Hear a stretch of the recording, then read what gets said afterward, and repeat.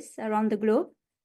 So today, once again, we are going to address the persecution that has once again come upon us, upon Kailasa in Bolivia. And we are going to be specifically addressing the media, the Hindu-phobic,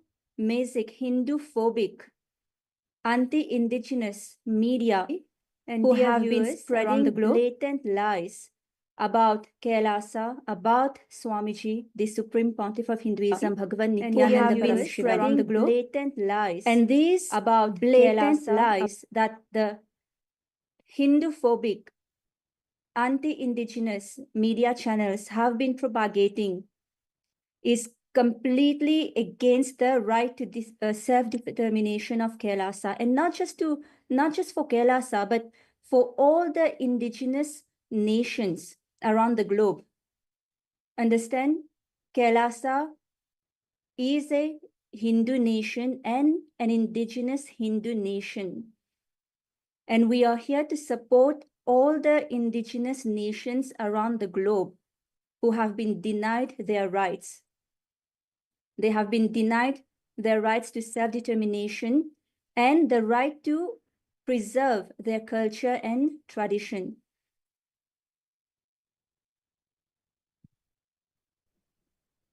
Now, right now, we have been seeing last 2-3 days about what level the persecution has been happening, and we are also receiving a lot of support from the Hindus around the world, and we would really like to thank all of you for coming together. But it's time for us to really stand together and fight this war.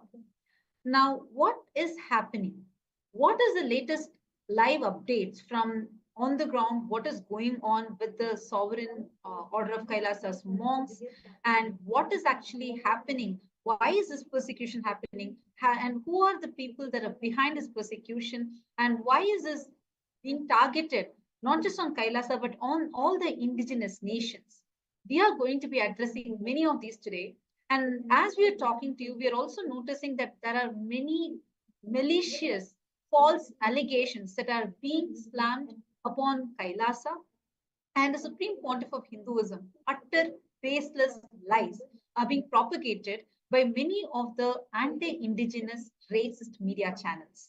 So today, we are going to be addressing each of these false allegations and stating the facts clear. During this, if any of you have any questions, please take a moment and you can post it here in the comments. The other thing that we are also looking at, especially over the last 2 days, we have all been witnessing the live that is going on. In fact, various of these media channels, the so-called the pro-indigenous media channels, we are going to be exposing every one of them today who actually are using the garb. And these are the people, the purveyors of the colonial fan fiction, what they have been doing. Today's term is going to be an exposing of all of these and presenting to every one of you, all our viewers, every one of you who are watching us live, what exactly is going on, what exactly is the truth, and how this anti-indigenous media, anti-indigenous racist, Hindu-phobic, Hindu-mesic media is conveniently trying to gaslight and attacking, persecuting the local indigenous communities which are there in Bolivia and Kailasa also at the same time. That is exactly what we are going to be doing at today. We are going to be looking at the accusations that are placed and we are going to look at the truth behind them. So one of the main accusations that we see throughout all these racist media is that they are consistently labeling Kailasa as a fictitious state, as an imaginary state, as Kailasa doesn't exist. So let's look at the facts. Let's look at the legalities, the facts of how these media channels are wrong.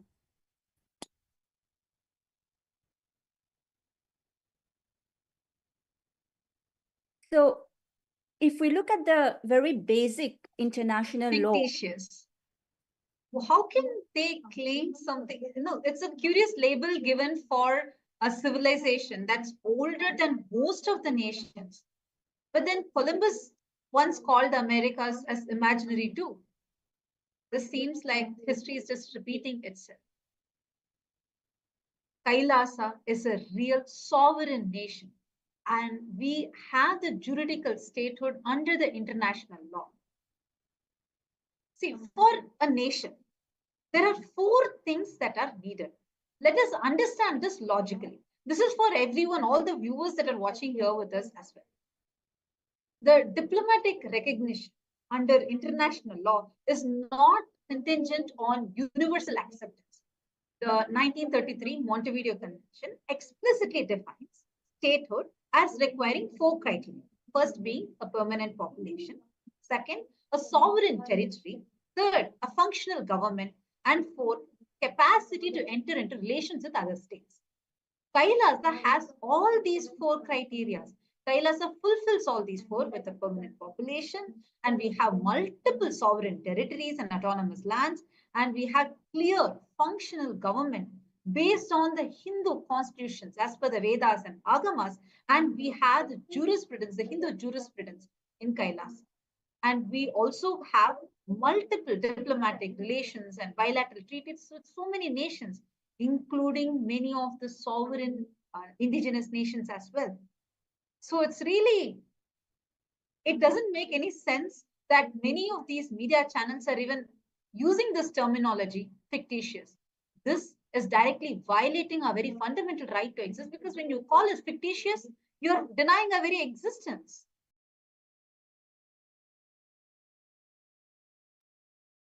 And see, there's another law that regulates this, and that is there's another article in the Montevideo Convention on the rights of and duties of the states, and it says that I'm going to quote the article number 3.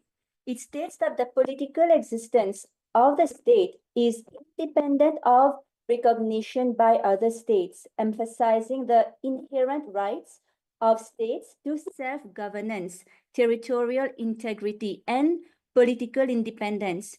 Further, Article 13 of the 1948 Charter of the Organization of the American States elucidates the independent exercise of these rights within the framework of international law. And it states that the political existence of the state is independent of recognition of other states. Even before being recognized, the state has the right to defend its integrity and independence. Adding in over here, I just wanted to ask the so-called media houses who are there, or rather, should I say, purveyors of colonial fan fiction, because you know what?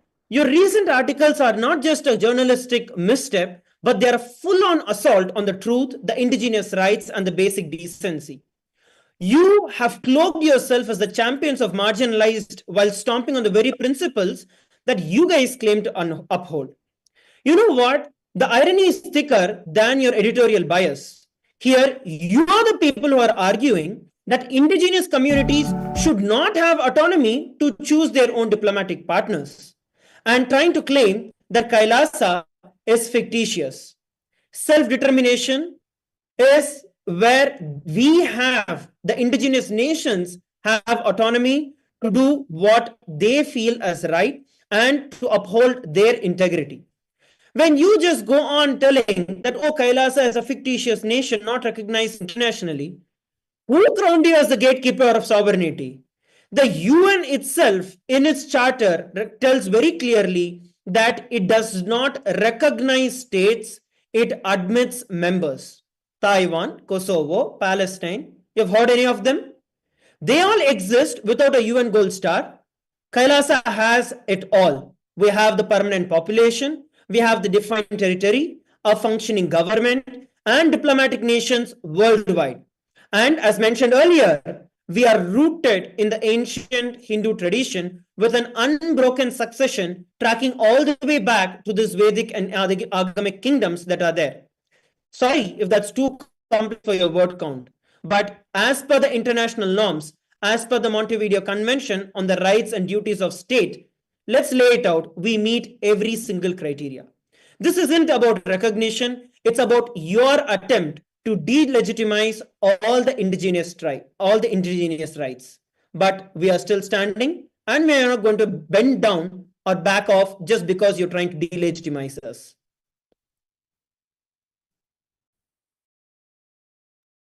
And would this media organization dare to label any of the other states, other nation as fictitious? For example, we have the Tibetan government in exile since 1959.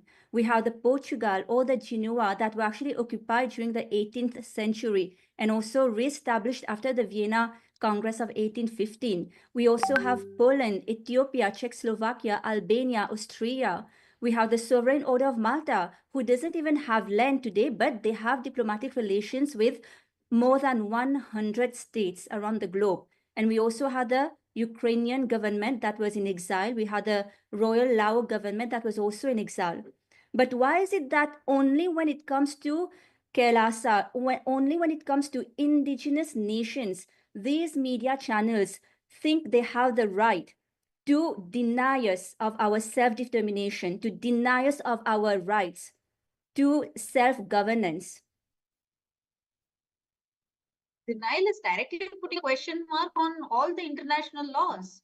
Because as per the international laws, we follow everything. We are recognized legally as per the international laws. And who else needs to recognize us? We have so the three unbroken lineages. Swamiji is the inheritor of three unbroken lineages. And Swamiji is the king of these three kingdoms and 17 more sovereign states. So who else needs to acknowledge us or recognize us? We have the Kailasa juridical statement. In fact, United Nations has published our juridical statement so many times. It is this blatant accusations that these racist media channels are trying to put on us just to deny the existence of indigenous nations. They don't want the indigenous nations to be empowered. That is the main thing that they're afraid of. Because first time the indigenous nations are getting an international voice, a global recognition. And if these indigenous nations are being the focus of target by these anti-indigenous media, the anti-indigenous mafia that is there, the thing that we need to look at here is to look at and respond at these anti-indigenous media groups and at their cheap shot of publishing defamatory hit pieces on every one of us. And these guys call it as reporting. That's not reporting. That's predicated smear with a deadline. You cannot have it both ways, where one side you call Kailasa as fictitious, and on the other side, you call that Kailasa has entered into very real agreements in the next. That cannot happen. This or that. Make up your mind. Hypocrisy is not both ways. Either you call fictitious when you're calling Kailasa as fictitious, then where is the question of entering into agreements with indigenous? But you want to claim that Kailasa entered into very real agreements and trying to exploit the indigenous.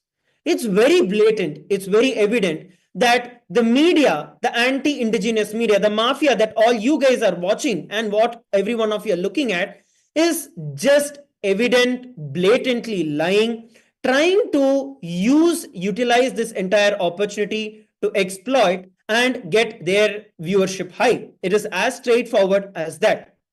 If you just look back, if you actually strip down about the various lies that they are giving, the very clear truth comes up.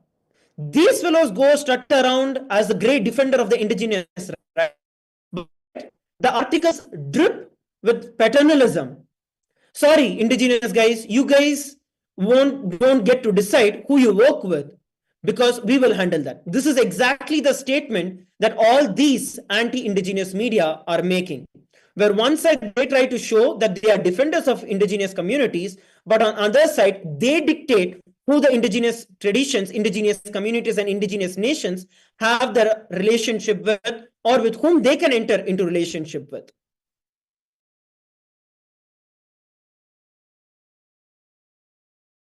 And not only that, these media channels, they've completely ignored these international laws on which Kailasa and actually all these indigenous ancient nations are grounded on. For example, the doctrine of continuity, the sovereign rights. There's so many laws, international laws that on which Kailasa has legitimacy to be a state as any other state. And these media channels, what right do they have?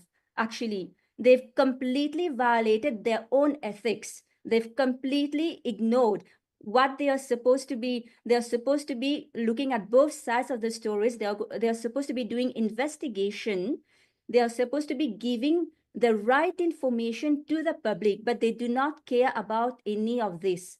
All they want is spread lies about indigenous communities because they feel they're scared about the power of these indigenous communities. So completely disregarding on purpose these international laws and with complete hypocrisy, just attacking left and right Kailasa and the indigenous communities and trying to show that Kailasa is against indigenous communities.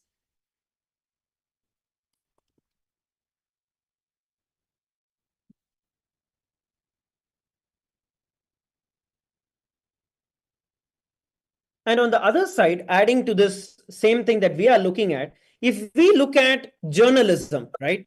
Journalism is where it has standard ethics, it has certain infrastructure, certain guidelines based on which it is supposed to go through.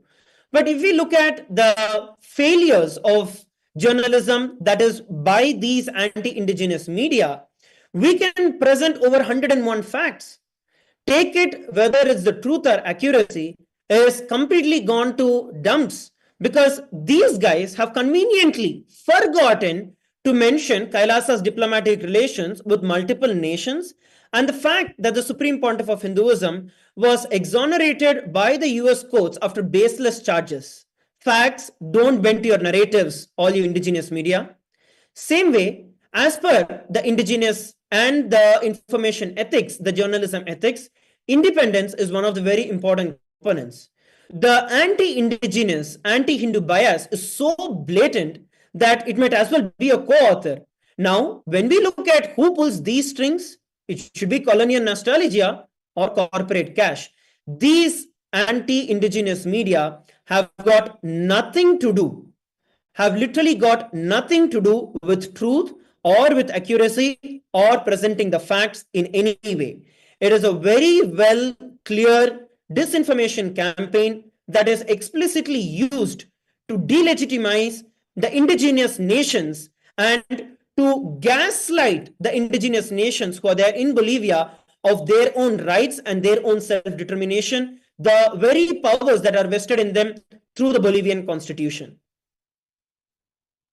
This whole false accusation is just a cook-up made specifically to silence and make sure that the indigenous communities are gaslighted and make sure that their powers are stripped off. This is the main agenda of these anti-indigenous racist media channels. That is the reason why, as soon as the indigenous communities are getting the benefits, are being really empowered, they're experiencing so much of transformation, they're experiencing so much of services, they're experiencing the real empowerment. And these racist media channels do not want that to continue because they know that many of their vested interests will not be fulfilled if the indigenous people are empowered. That is the main reason why they're trying to stop us using all different means. Now it is up to us, all the viewers, right now, as watching us. What do you think? What do you think as the right steps that you can take right now? Because we want justice. Hindus need justice. Hindus' lives matter. The indigenous lives matter. And we need to stand strong. What do you think are the steps that you can take? And what is your opinion or take on what these racist media channels are telling? How do you want to respond to it? I request all of you to take a moment and go to the comment section and post it here in the comment section.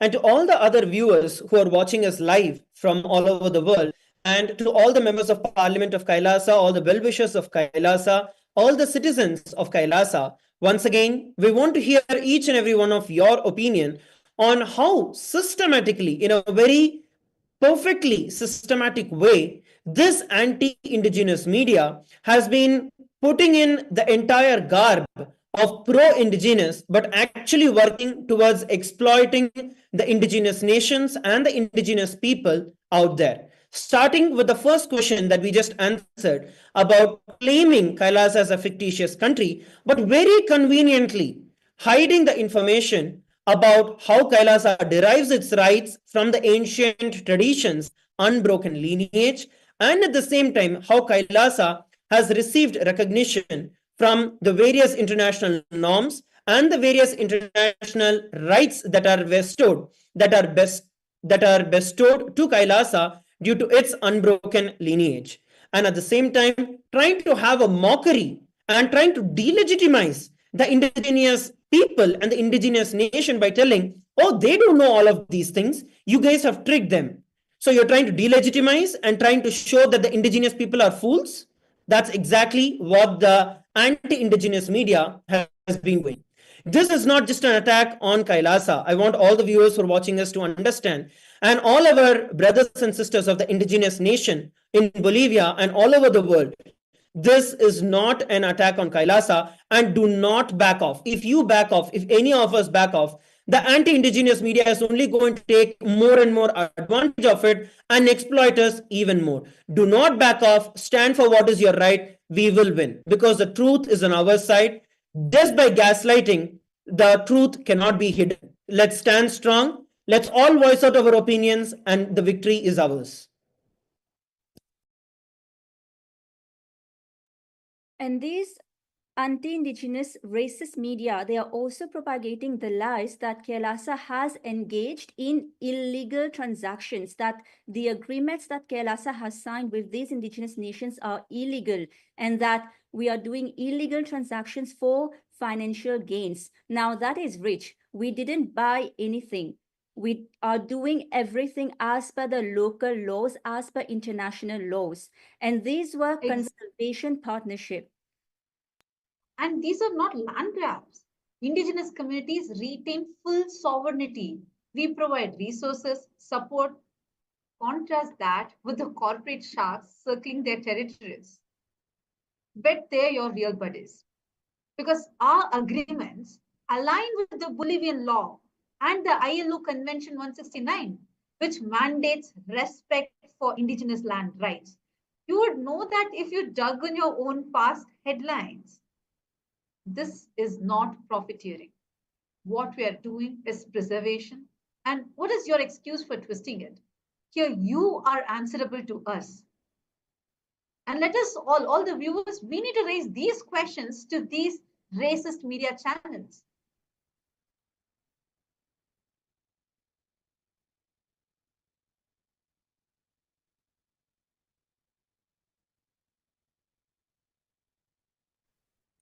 Yes, sorry for the technical glitch. What I want to share here for every one of you is that these agreements do not threaten the Bolivian sovereignty in any way. In fact, they uphold it by honoring the constitutional rights that the indigenous people have, which is self-determination. The rights that all of these media houses seem to be very eager in dismissing in service of their anti-indigenous agenda, and they seek to limit the indigenous autonomy in the international relations. When very clearly the indigenous rights are mentioned and are given in various articles across the entire Bolivian constitution, wherein that these guys are trying to come up and show that Kailasa is land grabbing. No. If we were interested in the land grabbing, do you think that we are going to be entering into so many agreements that is directly in the direct accordance with the Bolivian law? No. Anti-Hindu, anti-indigenous media houses, let's name it out. Whether it is Abaspa, whether it is El Mundo, whether it's Opinion, Infobe, Bruhula, all of these media houses which are there try to claim their pro-indigenous stance, but at the same time show how blatantly they are against the indigenous sovereignty, the indigenous rights, and the indigenous autonomy. And let's be clear about it. This isn't an attack on the treaty itself, but it is an attack on the fundamental rights guaranteed to indigenous nations under the Bolivian constitution. The treaty is legally valid because Bolivian's constitution explicitly uphold the right to self-determination for the indigenous nations. And this is a powerful declaration of unity and a collective commitment to exercise their inherent rights. But now, these anti-indigenous lobbies like Awasca, El Mundo, Opinion, Infobe, Brujula, and so on, they are shamelessly attempting to strip these nations, these indigenous nations, of their hard-won constitutional rights, a right they have already been robbed of for many, many generations. And after enduring so many generations of systematic injustice and exploitation, they are once again being targeted to deny them of their ancestral and hereditary rights. Absolutely. And not just that, I want to also reiterate on a very important point.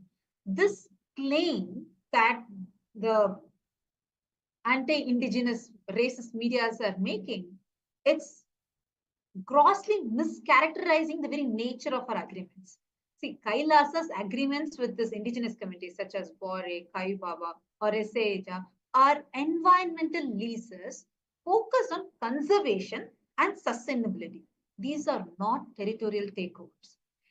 We have never and we will never ever violate the sovereignty of any nation, including Bolivia or Ecuador. And this is explicitly reflected in our agreements, which is included clearly. The crucial clause that we need to say here is where we have clearly stated that the transfer of payment shall be effectuated upon the completion of the following legal requirements. And we've also clearly stated how the ratification of the treaty by the government of Bolivia, only then all these are applicable. So we are completely in alignment with the Bolivian laws and Bolivian legislations, and we are completely in accordance to the law. So it is these press journals that need to answer us, why are they spreading such twisted lies? Did you do your fact check before you start spreading those lies? I think El Mundo, you need to answer here as to why, what is the truth versus what you have presented is completely the opposite. Similarly, at the same time, Kailasa has never stated, and the truth is, Kailasa never even sought to purchase, quote unquote, or own, quote unquote, indigenous lands. Let's be very clear about here. Kailasa did not seek to purchase or own the indigenous lands as you falsely claim in your articles. What we have entered into is lease agreements that are in collaborative conservation partnerships. Please understand, these are conservatory partnerships and are very clear and explicitly respect the indigenous ownership and their autonomy. Be very clear. And even if you actually look at those articles and those treaties, the agreements that you falsely claim that you have received from various sources, and how you try to show that you guys are doing some pro-indigenous stuff, even if you just opened your eyes and looked at all of that, you would have understood very clearly that the agreement is for supporting of environmental protection, for sustainable management, for the preservation of indigenous knowledge systems, humanitarian aid, development assistance, cultural exchange, promotion of indigenous rights. Where in that article, where in the agreement have we spoken about owning? Never. Where in the article has it been mentioned about purchasing? Never.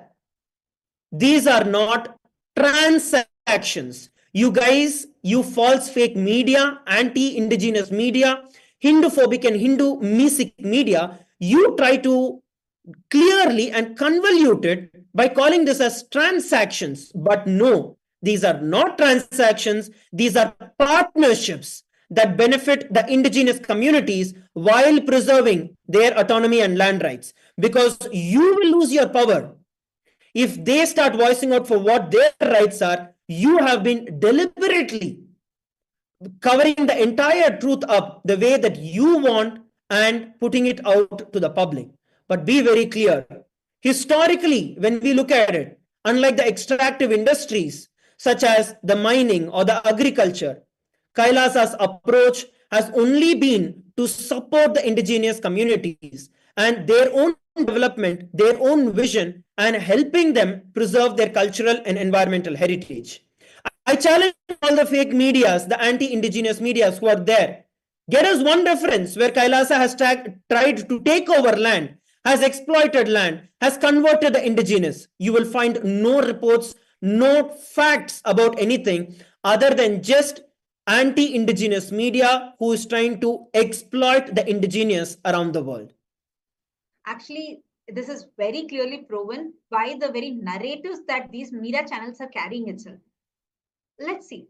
Actually, this is a very technical thing that we can very clearly observe the pattern how the indigenous nations were persecuted historically. You will see how these aggressors, the racist mental aggressors who want to eliminate the indigenous communities, they try to brainwash those people who look like the indigenous people, but they are not the indigenous people. So they start brainwashing them, westernizing them, and use them to exploit the indigenous communities. This is how historically they have exploited and destroyed many of the indigenous nations. Now you can see this played out very clearly. We are seeing so many false, blatant accusations that these media, racist media channels are spreading. Do you see even one indigenous person actually coming and talking? No. The indigenous people about whom they claim as if they're protecting, as if they are trying to defend, not a single one of them are even being called to express what is their opinion about Kailasa, because these people know, these racists know that if they make even one of the indigenous members speak up, they know clearly that they are only going to support Kailasa because they've been benefited by Kailasa. The kind of projects that have been happening there, whether it is the food programs that are being conducted every day, daily free food service that is being served, or the yoga classes that are being conducted, the mental health empowerment that is being done, and the empowerment that is being given to them to voice out their opinions in international platforms. This is what these racist mental media channels are trying to somehow silence.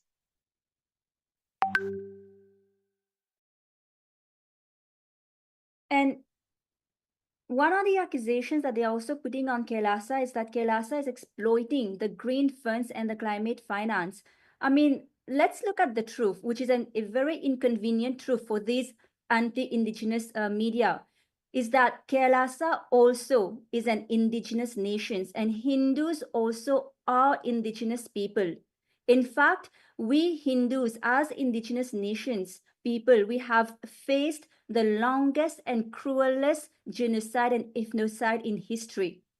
But despite this, the Supreme Pontiff of Hinduism, Bhagavan Nityananda Paramashivam, he has revived Kailasa once again. And Kailasa doesn't just talk about environmental stewardship like these anti-indigenous lobbies will be doing. Kailasa lives it. It upholds the earth-centric values and it elevates the consciousness, not just as ideas, but which are integral to Hinduism itself. Whether it is the clean air initiatives that the Supreme Pontiff of Hinduism has initiated, to the sustainable agriculture, to carbon footprint reduction, to zero waste initiatives. And we even have many of Kailasa's humanitarian agencies that span 196 countries. We are relentlessly working towards a safe, clean, and sustainable environment.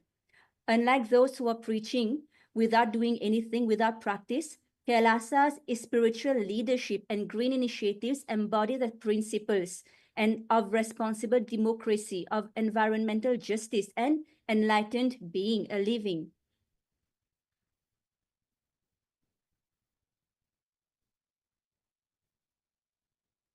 Absolutely. Actually, I'm seeing a lot of comments also coming in. I'm seeing Abhay Chhatri, a viewer on YouTube. He has posted, we need transparent journalism, 24 hours giving truth.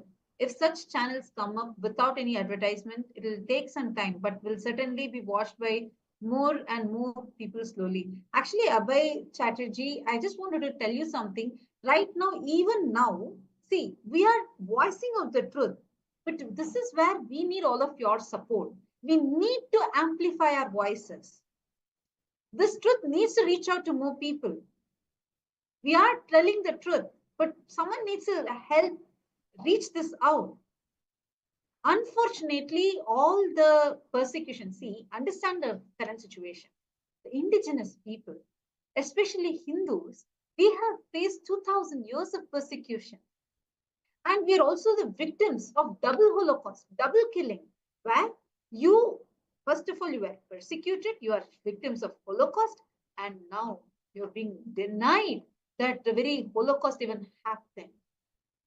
Unfortunately, we all are victims of this double killing. That is the reason why right now, see which Hindus are here. How many Hindus are here voicing out for this?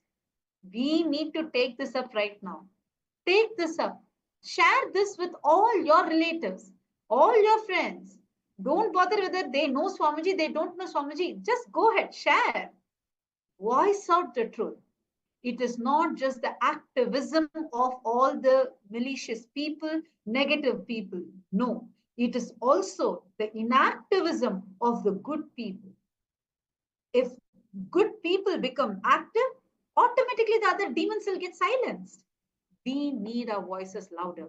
For that, we need you. We need each one of you to come and join us here. There's a very important thing where when we, being the people who know what the truth is, when we become silent, unfortunately, that is a fact today with the common Hindu, the mass Hindus out there. We have been persecuted to the extent that we feel discredited. We don't even feel like coming up and speaking. We feel, why unnecessarily enter into all this? Somebody is doing, let them do, good for them.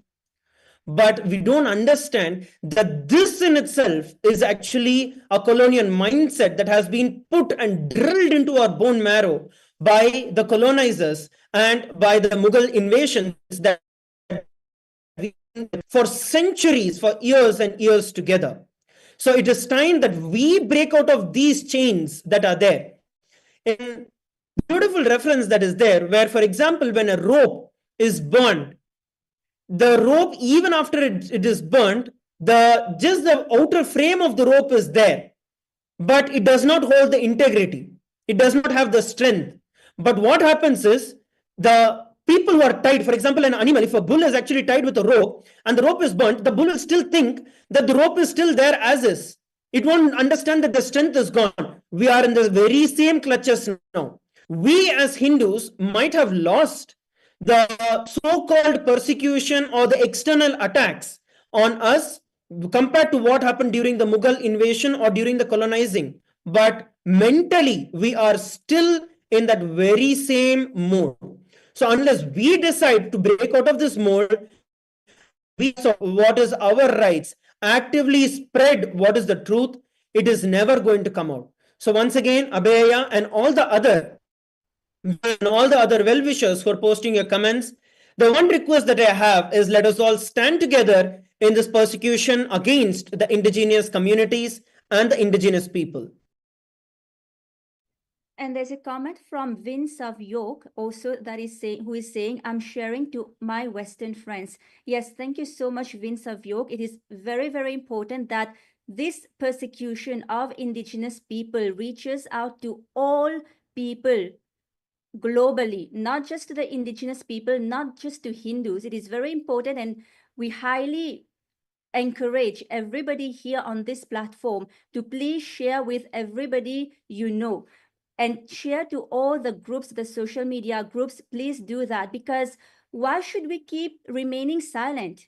See, the reason we are getting persecuted so much is because Hindus have kept silent for generations and generations.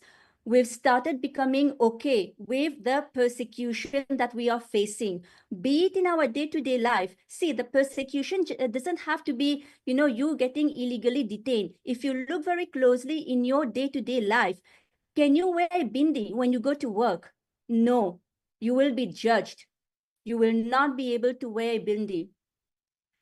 So it is extremely important that we reclaim our culture. There's nothing wrong in our culture. We Hindus, we started believing that there's something wrong in our religion, in our culture, because that is what has been ingrained in us by colonizers, by invaders. We've suffered generations and generations of torture, absolute torture. But now is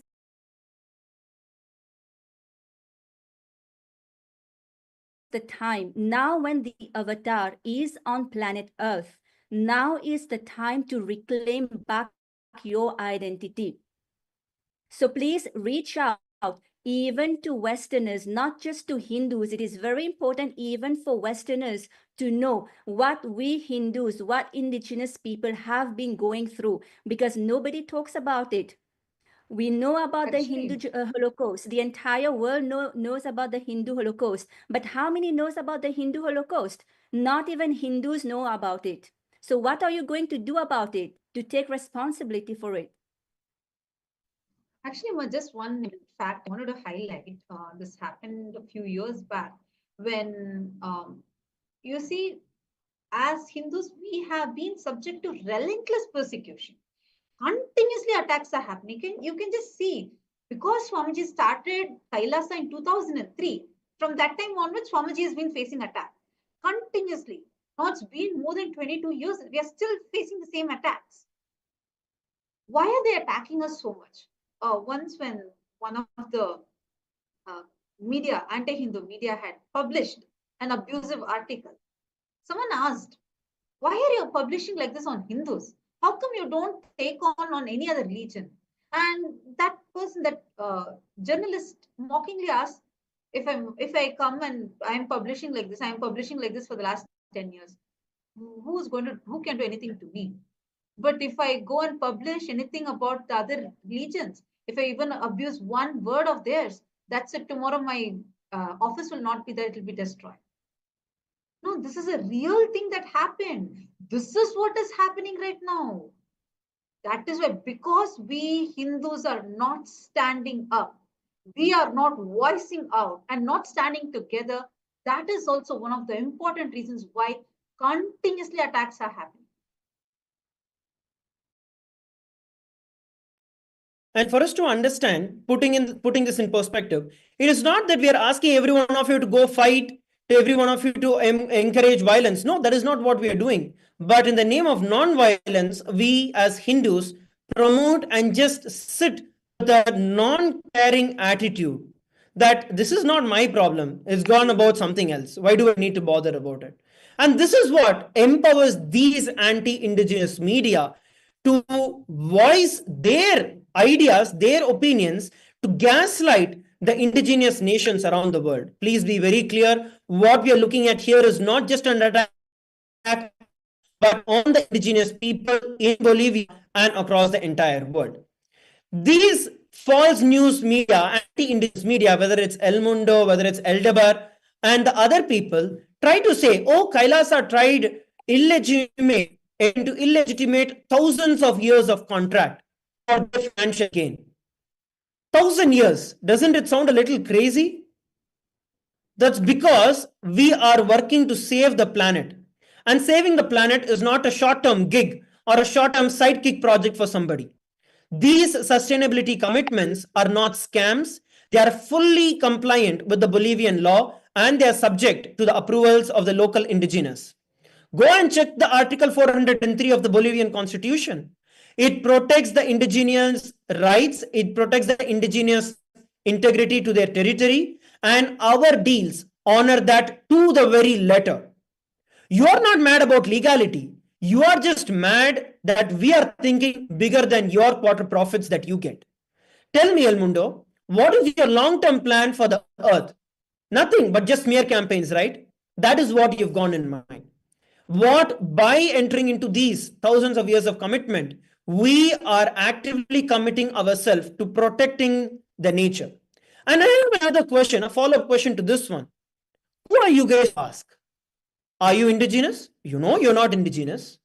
Are you the authorities to deal with it? No, you're not. Who are you guys? Who are you to interfere with the authority, with the rights that are vested in the indigenous? You guys are supposedly more intelligent than them. You guys know more than who they are. Well, you know what? Historically, this is what the so called civilized folks have thought and have destroyed everyone. Please be very clear. Neither you are an authority on what you're trying to claim your foot on, nor do you have any interest in actually protecting the environment.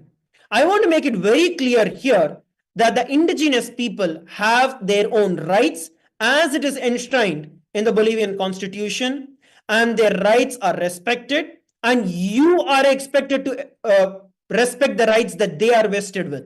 Same way, Kailasa is very clear about its commitment to protection of the environment, unlike you, who is only interested in exploitation of the indigenous. Let's get the facts straight here.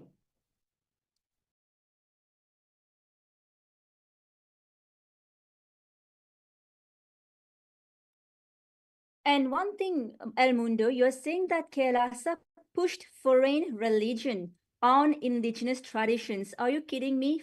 Foreign religion? We are not shoving anything down anyone's throat. Kailasa stands for religious freedom, for freedom of belief.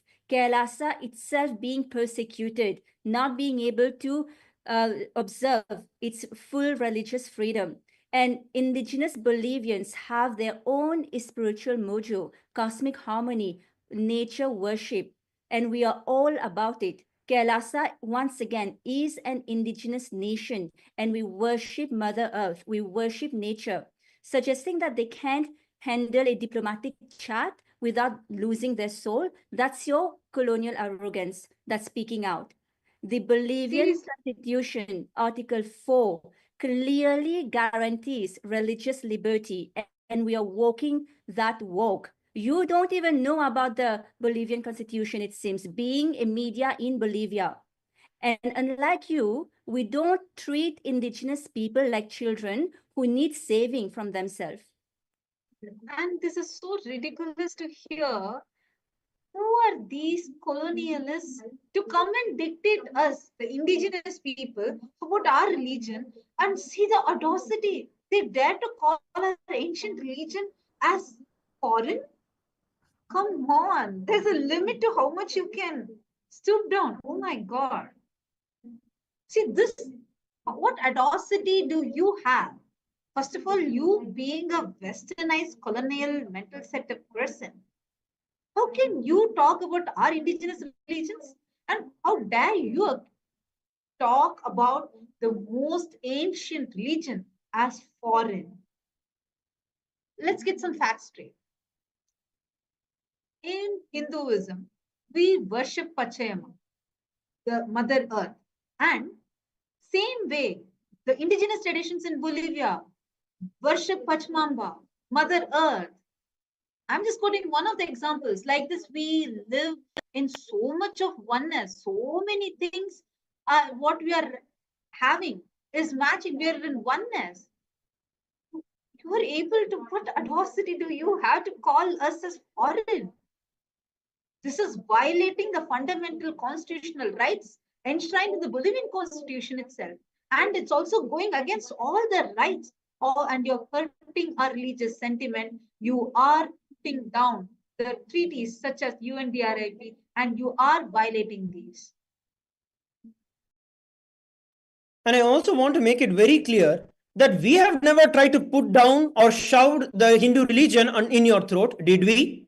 Did we come and approach you? Did we tell you to get converted to Hinduism? No, we didn't. Then what gives you the rights?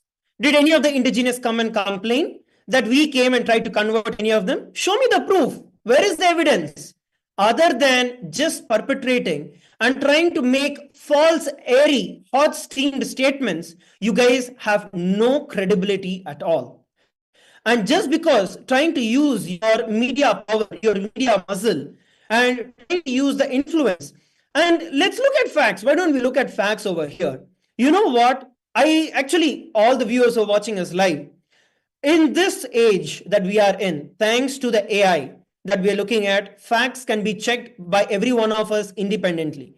We are no more dependent on these anti-indigenous, Hindu-phobic, Hindu-mesic, indigenous, anti-indigenous media which is there. First, when social media came out, the mainstream media got a big hit because they lost all their credibility. They couldn't push their agendas. Then these social medias, the influencers were bought by this mainstream media. Now the information is much more decentralized and information is available at everyone's fingertips. And not just information, expertise with facts are now available. So I am having an open challenge to every one of you guys. Look up, Google up, look at the statistics of the media which is there in Bolivia. The more than 60 percentage of the media houses in Bolivia is European owned. I am not telling this. Verify it for yourself. Is owned by European agencies. Now, what does this mean? Who's trying to colonize here? Media? Kailasa. It is the media which is very clear. And I want to share this with all our indigenous brothers and sisters, not back off, because we know we have been in constant communication with the local indigenous communities, the local indigenous people, the local indigenous nations who are there, because they have been threatened at gunpoint, just like how our monks were threatened at gunpoint, just like how they were tortured. Same way, these indigenous traditions, communities, people, and nations have been threatened and are facing continuous persecution. We will continue to stand with you. We will stand for what is right. Do not back off. These anti indigenous media are just trying to show their power, the muscle power, by trying to create a network of these anti indigenous sentiments and trying to show Kailasa as colonizers. The facts are here and they speak otherwise. Let's look at facts, not try to get into opinions. And for all the viewers out there, you guys can verify each and every information that we are sharing here by yourself. The jokes are on you, the racist media channels, because you're clearly exposed. You are European owned and you had the audacity to call us out as colonizers. Oh my God. This is just so ridiculous and honestly funny because no one is going to buy this up. Because here you're claiming things which you are and trying to portray it on us, and you're trying to push your one-sided narrative. Actually, this is clearly repeat like the history ironically repeating itself. This is the same thing what the colonizers tried to do when they tried their divide and rule policies. They tried to spread hatred. They tried to spread false narratives within the communities by trying to split the communities, divide them so you can rule them. But I think now we are smart enough. We have the right information thanks to AI and the Tyaga of our great ancestors and the supreme pontiff of Hinduism, because of whom now we will have access to our true history, because of which we will not let that fate repeat itself. So, mind you, before you make such blatant false accusations, because with the help of AI, we're just exposing you more and more. Actually, you're exposing yourself more. Here, it actually shows how much colonial mental setup is coming here. And we will not allow that. And you're losing credibility. Let's be clear about it. Everybody now knows about your lies. All of you anti-indigenous media channels, you are becoming a laughable stock. So it's better for you only to quickly issue apologies to Kailasa and to all the indigenous nations, clearly stating how you've been wrong, how you've not done your fact checking, if you don't want to continue being a laughable stock. So now the lies are out and nobody can deny it. There are facts. Even the indigenous people are coming forward. They've been threatened. They are coming forward and telling how you guys are persecuting them. You guys are denying their rights, their indigenous rights, their rights to self-determination. And if we actually look at the long list of laws that these guys have been violating, I can actually put an entire list and read it out to every one of you. Let's look at some of the top violations of laws by El Mundo or Eldebar or Ana Bolivia, Aguetrio, and Vision 360, Ahora, Tinformas, Noticias, All of you guys who try to claim yourself pro, try to show us you are the defenders of the indigenous communities and the people out there. Why don't we take a fact check at the laws and the constitution that you guys are violating? Let me just take a few moments to indulge myself in it. Let's look at the violations of the Bolivian Constitution 2009. Article 4 speaks about religious freedom that you have violated. Article 21, number 3, it speaks about freedom of thought and spirituality, which once again you have violated. Article 30, point number 2, speaks about the protection of the indigenous people's cultural identity, which you have interfered in, and you feel that you have a lot more intelligence about their tradition than you, and once again violated. Article 98.2, which speaks very clearly about the cultural diversity as the foundation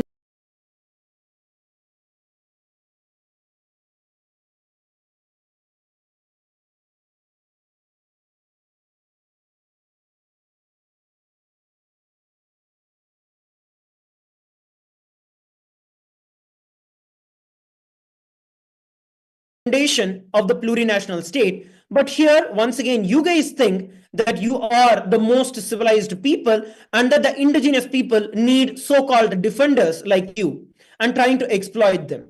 Law number 45 says very clearly and it prohibits discrimination based on religion and cultural identity, which is what exactly you guys have done to Kailasa. Law number 73 recognizes the indigenous jurisdictional authority that lies with the indigenous communities, and you have violated that by dictating terms on who they need to enter into relations with and who they cannot. Law number 1257, it says very clearly that ILO convention applies for the Bolivian constitution. Now, I can go on and on. You want to take up the list of international legal instruments? Whether it is the the Convention on Human Rights, whether the International Convention on Civil and Political Rights, whether it's the UN Declaration on Rights of Indigenous People, whether it is the ILO Convention of 169, all of these things have been right royally broken by you, right royally abused by the anti-indigenous media, by every single one of you guys. And the facts are all out. What we are presenting here is based on very same articles that you have spoken. Let's be clear. People have become mature. People are intelligent. People are not fools to just go blindly by the words that you guys utter. You guys think, oh, if we create a lot of noise, people are going to follow our heed. No, things are different. Life has changed. World is different. Please don't think people who are looking at your articles, people who are listening are not stupid. Let's be clear about certain things. And you're saying that Kailasa deceived these indigenous folks to steal their land. Now, that is absolutely laughable. Deception, are you serious? Try transparency. Every agreement was witnessed. It was notarized, it was protocolized, it was documented and translated into the local languages as well. And calling the indigenous leaders gullible enough to be tricked insults the intelligence.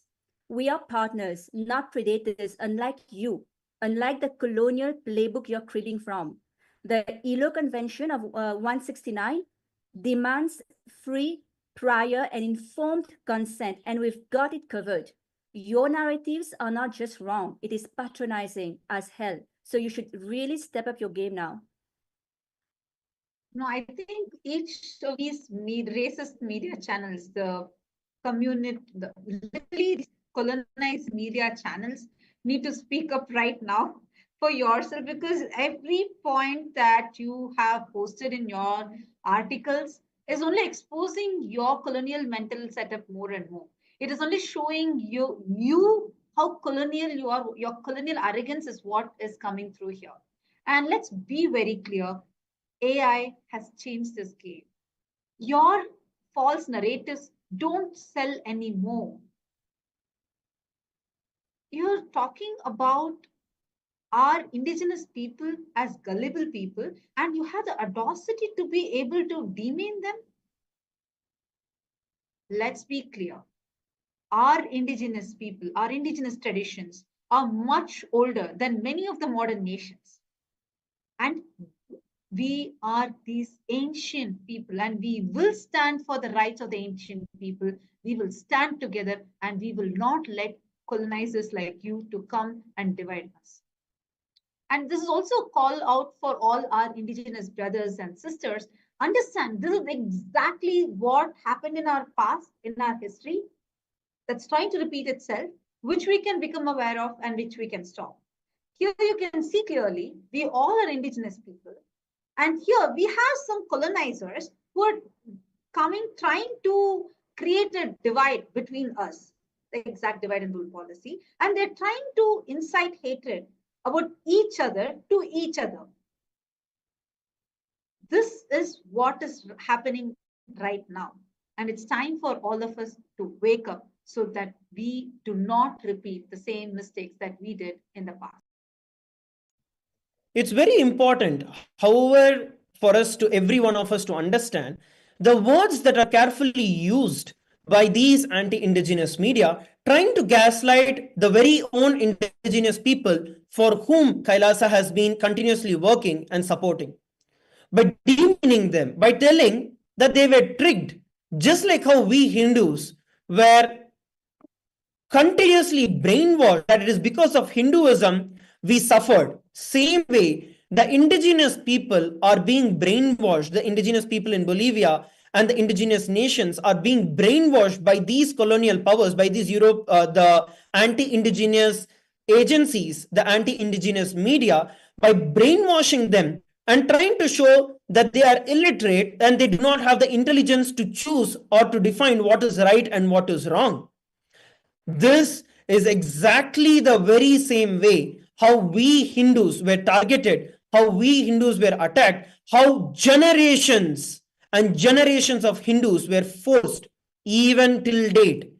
The Supreme Pontiff of Hinduism, Swamiji, has been working tirelessly to make us Hindus feel confident about our own tradition, forget about others. Even Hindus, we don't believe in our tradition. We ourselves feel it is Hinduism the reason why I'm suffering today. No.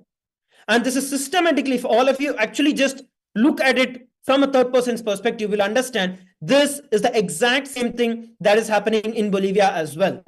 By this anti-indigenous media, by they trying to tell that Kailasa tricked them. They are not making a statement that Kailasa is wrong, but they are making a statement much deeper than that, that the indigenous people are gullible, the indigenous people are not intelligent, and they cannot protect themselves. Come on, let's speak the facts. The indigenous people in Bolivia have protected the Amazon for the last hundreds of decades, which are there. It is you people who allow all the illegal mining, illegal deforestation, and have led to the loss of habitat which is there. If not for the indigenous traditions, indigenous people who were there, by now the entire continent would have been grazed to land and to dust.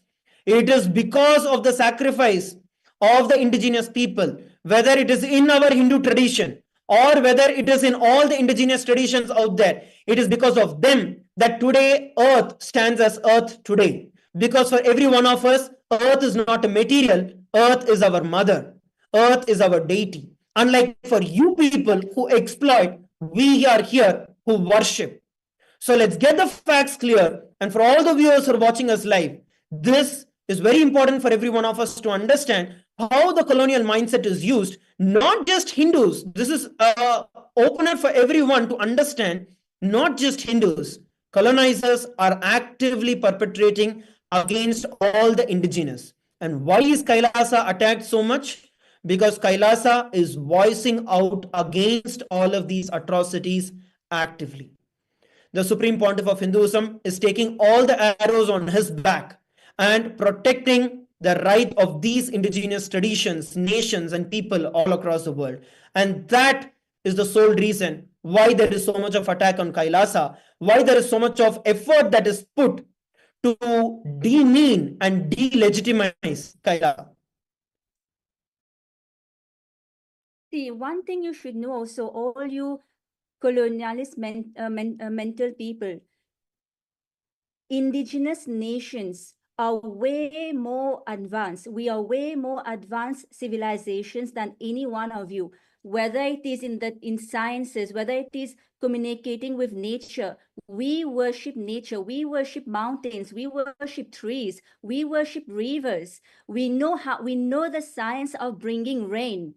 We know the science to stop climate change, to stop global warming. But are you guys letting us do it? No, because you're only interested in destroying us.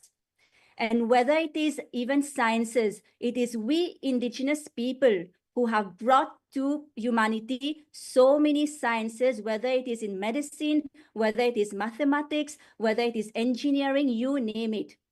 So it is really high time that you stop your play and you stop putting false allegations on indigenous people. You stop persecuting indigenous peoples as your ancestors have been doing for millennia.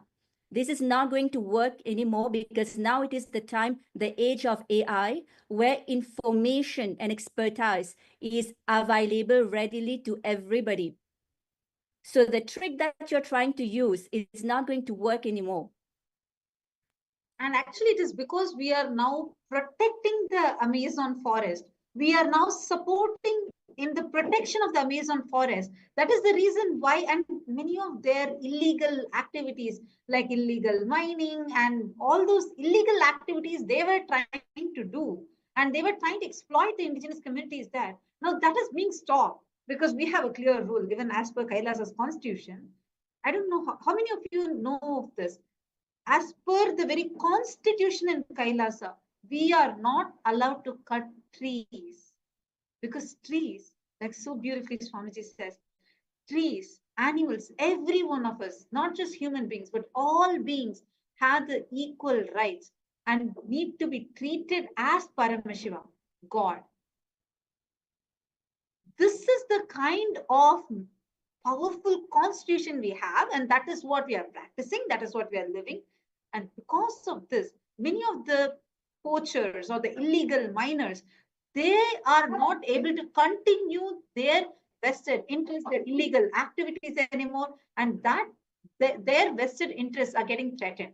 That is also one of the reasons why these colonial mental people, the racist media channels, are propagating these lies.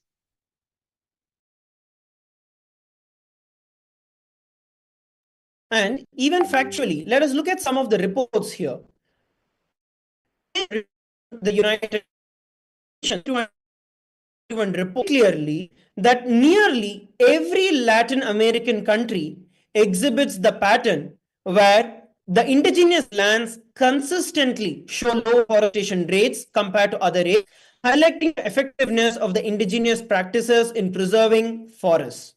Same way, indigenous communities employ sustainable techniques such as fallow farming and controlled ash and burn methods, which allow forests to regenerate. These practices are rooted in their cultural and spiritual connection to the nature, treating it as a living entity with intrinsic rights. The indigenous are the guardians of the biodiversity. Indigenous territories in the Amazon basin hold almost half of the region's remaining intact forests. Their stewardship has been crucial in the and mitigating the carbon. Now, this is not what I am speaking. This is what the United Nations has published as a report. So, if not for the indigenous people today, you guys would have not had bread and breakfast for you to eat and for you to feed your children and family out in your house, because long back the earth would have become a scorching ball of fire.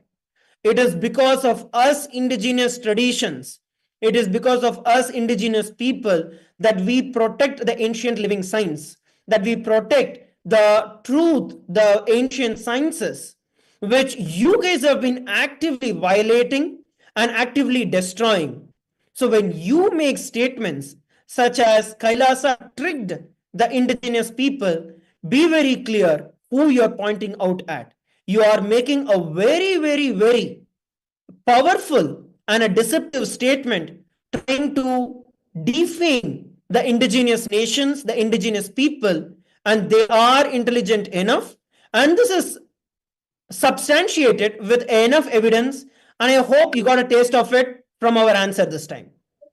And I also wanted to add to this because, like, just to give an example, right? Now, if you see the kind of vested interests that are getting, see, why are these racist media channels, the colonialists who are trying to attack us right now. Why are they attacking? See, for last so many thousand years, for 15,000 plus years, the indigenous nations like Kayapo, Yanomami, and many such nations in Amazon had practiced sustainable agroforestry, because of which they protected the Amazon forest. But post-colonialization from the 16th century onward, things like resource extraction, disease and genocide, industrial exploitation, all of these things started. It is only post 1950, 17% of Amazon got destroyed. And now we are seeing the worst in the last centuries. We are now in this last 2, 3 years, we're seeing the worst of it. But now, because as United Ancient Nations, we are putting our foot down, stopping this. That is the reason why they are getting threatened more. Understand? Because we have the environment protection treaties where we are having clear policies of no cutting trees, no allowing any kind of illegal mining or poaching. Because of these laws that are being placed, and it is threatening these colonialists who have been exploiting the land there, exploiting the forest, destroying it. Now, so much of the Amazon is gone. I'm just quoting one example. It is these reasons why the racist, criminal, mental set of media channels are attacking us. And now, Enmuldo, you're saying that Kailasa has bribed these indigenous nations to sell their heritage. Bribes? Are you serious? Now, that is a very spicy accusation, and you have to prove it. We would bribe them. You need to give us the names, the dates, and the receipts, and we are really waiting for it because your imagination just keeps on working overtime. But where are the facts? You need to give us the facts. Our investments aren't some shady payoff scheme. They are community-driven, built from the ground up with the full consent and collaboration of the entire indigenous community, tailored to their needs and their nation's priorities. Think about development, cultural preservation, and that is real progress. Not a single coin moves without their say-so. And you are just tossing around wild claims. Here's the reality that you need to know. Our humanitarian aid comes from sweat, from sacrifice and voluntary contributions. There's no coercion, there's no taxes, there's no exploitation. In Kailasa is the only country that doesn't have any taxes. And compare that to your sabotage by headline tactics. And what's the deal? Jealous of the good that we are doing? Or just just being mad about the truth that doesn't fit your narrative? No, you can't just keep doing that anymore because the world, the indigenous people are getting awakened to how they are being persecuted, to how they are being denied their rights. And the economic components of our agreements, they are not payments, quote unquote, let me make it very clear. They were not payments made for land, but they are investments into community development, into environmental protection, into cultural preservation. Now, you tell me this. Who enters into thousands of years of agreement where we continue to invest in them? Tell me. No one does. Why? Because these kind of agreements, which are for thousands of years, are only for the protection. You want examples? Why don't you get Escazú Agreement in 2018, the Treaty of Waitangi in 1840, the Antarctic Treaty in 1959? Why not? Even the very popular, the UNESCO World Heritage Convention. This signed means in perpetuity. What exactly does this mean? When we are able to make a bold statement that we are entering into this partnership agreement for thousands years, the reason being we are joining our hands with the indigenous people there. We are investing in the community development. We are not making payment for land. We are not bribing the indigenous. We are investing in the community development. These resources are going to be managed by those communities. We are not putting regulations. We are not putting rules that it has to be spent in X, Y, Z. We are giving it to them. they are going to be able to spend it according to their priorities and their governance structure. Kailasa's humanitarian aid is a community driven and it has been built from the ground with the full consent of the entire community. Please understand, we have enough and more photographs that we have been showing, we have presented as well, where we are not doing anything in secrecy. Everything that we have done, that we are doing, is absolutely transparent.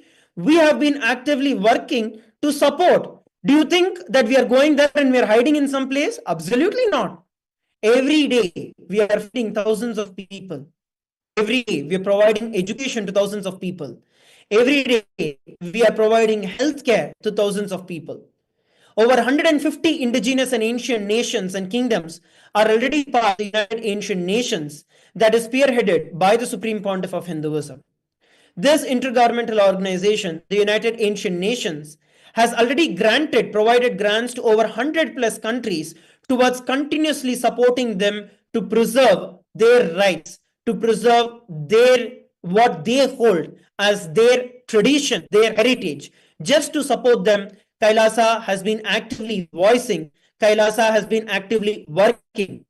The Supreme Pontiff of Hinduism has day and night worked. As we just stated earlier, our aid is not gathered through taxes, just like how most established and most modern nations do. No. But we raise it through hard work. And it is through the sacrifices of the Supreme Pontiff of Hinduism, Bhagavan Sri Nityananda Paramashivam, and the contributions of the hard-working individuals of a persecuted minority, indigenous community, the Hindu community, those who are inspired to do the same, witnessing the Supreme Pontiff of Hinduism's relentless sacrifice and unshakable grit and commitment towards this mission. Kailasa is very clear that we are committed to our humanitarian contributions. Our contributions are not sectarian based. We are not community diverse. We do not discriminate. We do not judge. We provide our services to one and all. And all of these things are facts. And how come it is conveniently swallowed and misinterpreted and arm twist by you when you're presenting it in your so-called articles to defend the indigenous? You do have a lot of things that you need to answer and get the things straight on your record. If not, we are not going to keep quiet. You need to understand that similar things has happened even earlier. Kailasa is not going to back off. Some big time media houses have also tried to play the same game that you did. Let's take some examples. For example, the Washington Post in US, the MSN, the Week, the Outlook, all these big time guys tried to play their cards the same way and had to remove their Hinduphobic and defamatory articles and spreading the similar disinformation that you are doing.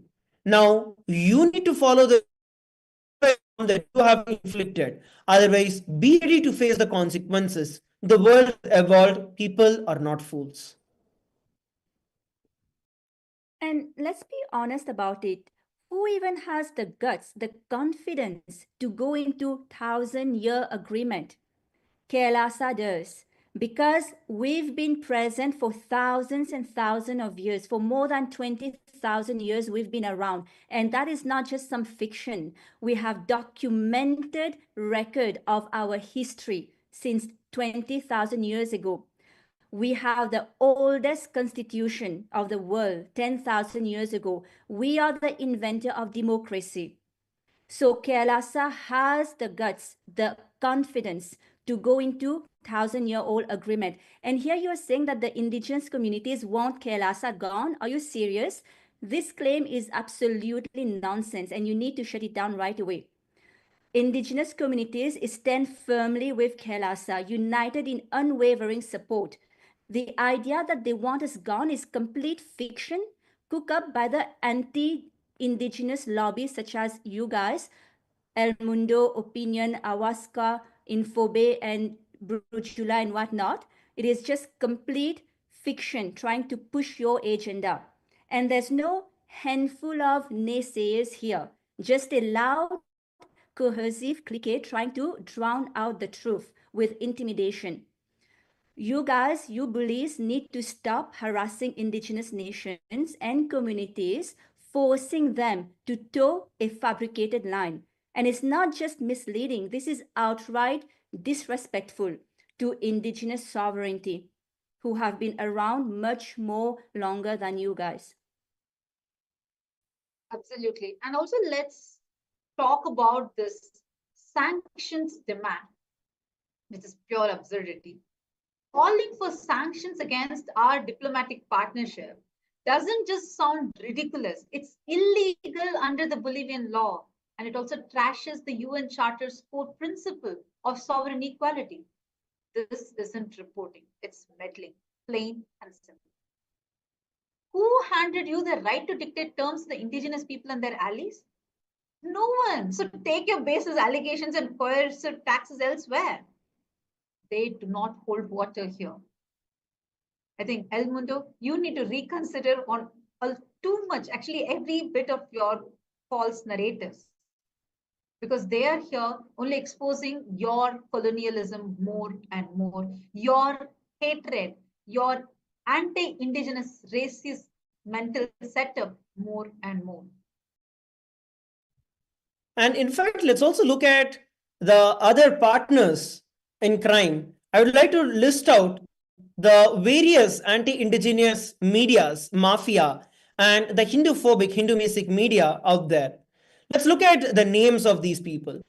RTP Bolivia, Brujula Digital, Tan Medios, Vision 360, Ana Bolivia, Sumendo Voces, Prensel Lanera, Inoticiasbo, LC Globeweb, Infodias, El Peridico, Eju, Inoticias, Lu 17, Diary Panorama, Airball, Americ TV, and FS Servicios, Swiss Info, Noticias Protagonis, El País, ABC, Publica Prensa Latina, Opinion, Eldabar, Argente, all of you people, the answers that we have been giving is a common answer for each and every one of you. We are going to strip down each and every one of those false allegations that you guys have been claiming, and we are going to expose your hypocrisies to the entire world. It is not that we are going to keep quiet. We are acting, we are working, we are voicing in every one of the steps. We are going to be taking legal steps. We are going to be actively spreading the information, the truth, exposing your lies on all the international channels, international platforms that are there. And at the same time, put in all our efforts to strengthen our activities and to support the indigenous people who are there on the ground. We are not going to be backing off, and let's see who's going to have the final laugh. For all you indigenous, anti-indigenous media out there, either you all apologize, get your records straight, or get ready to face the legal consequences from every direction.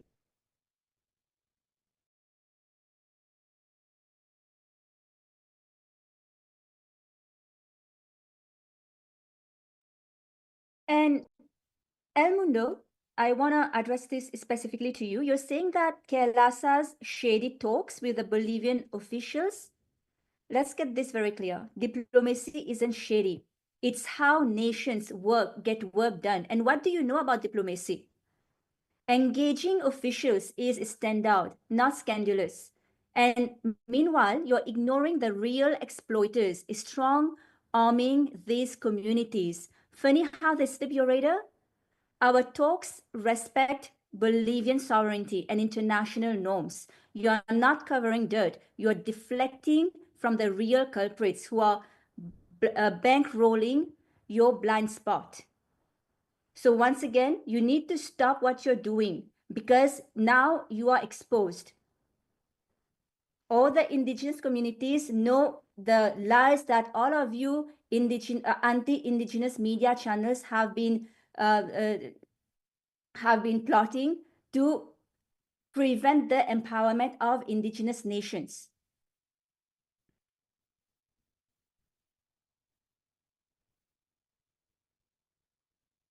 And see, let's look at the bigger picture as well, the Hindu ethnocide and the Hindu genocide. And zooming out for a second, Hindus endured centuries of genocide. 500 million Hindus were massacred. 500 million Hindus. Millions were enslaved. And traditions were just razed by colonial and religious invaders. Kailasa isn't a pipe dream. It's a resurrection of that legacy.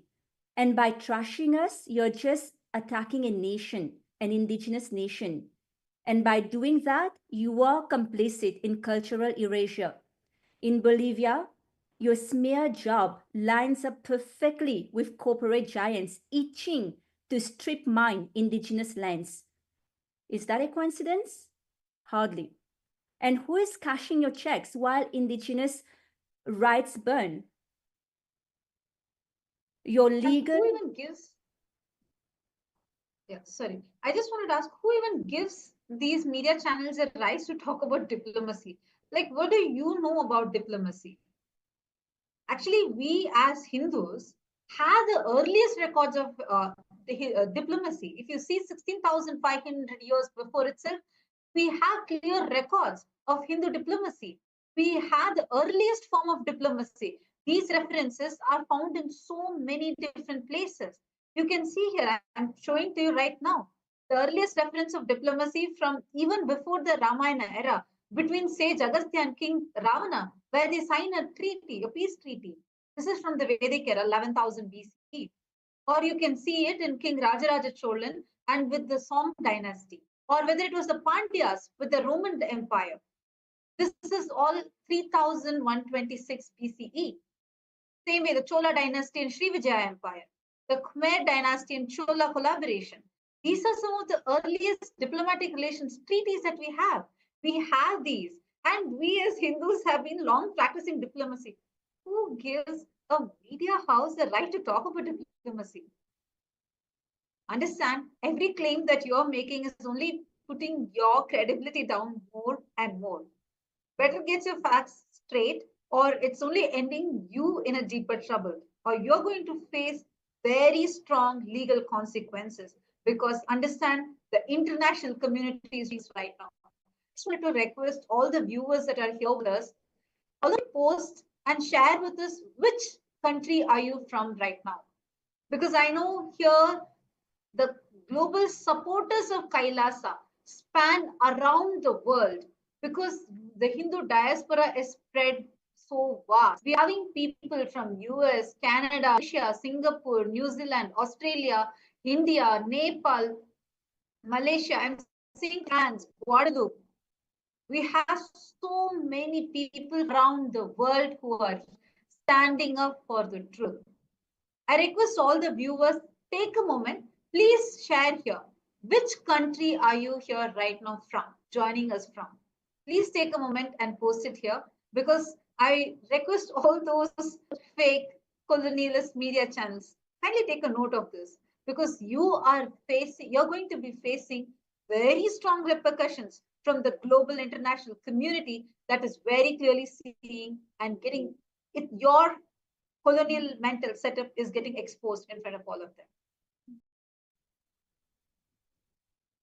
At the same time, another thing that I wanted to also state here very clearly is how you guys have been able to gaslight the indigenous people out there. Just like how we asked a couple of minutes back, who is telling and who is demanding that Kailasa is unwelcomed and Kailasa is not accepted by the indigenous? Just blatant lies. There has not been a single reference. There is no such statement that has been made by the actual indigenous communities who are there. It is just blatant lies that is fabricated by you people. And we have been continuously working with all the legitimate indigenous communities. A single one of them has spoken against Kailasa. Rather, it's the other way around. It is the indigenous communities who have been working and they are feeling so much more empowered by Kailasa, seeking support during the historical persecution that they have been going through by the anti indigenous media, such as you guys, who dictate how they need to live. Doesn't this sound a little funny and horrific at the same time, where they are given the rights as per the constitution, but who dictates actually? It's you guys who are a nobody there. And you guys dictate terms on how they live, what they need to do, who they need to engage with, what relationship they need to enter into, who they can sign and establish diplomatic relations with. Let's be very clear, your intent, your idea, your context with which you guys have been functioning, each and every one of the anti indigenous media houses who have tried to exploit this entire situation is very clear.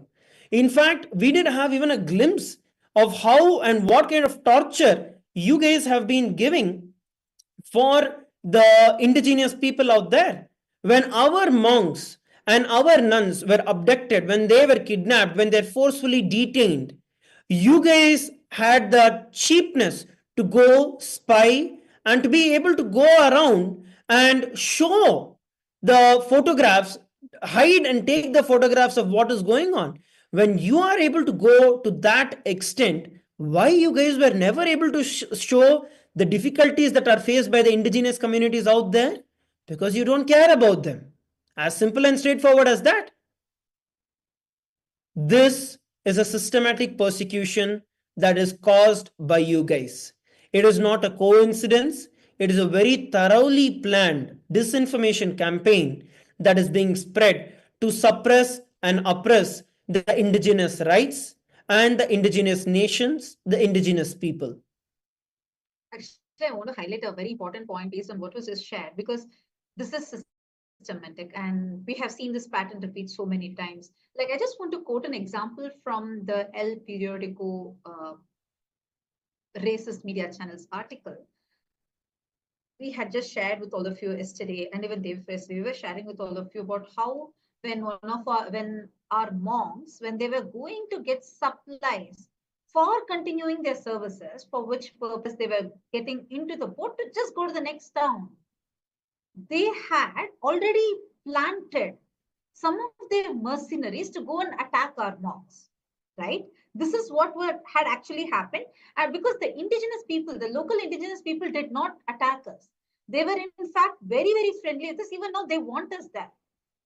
But this anti-Hindu, Hinduphobic magazine, the media channel, El Periodico, claims that the people, the local people, had gone and attacked to try getting some documents.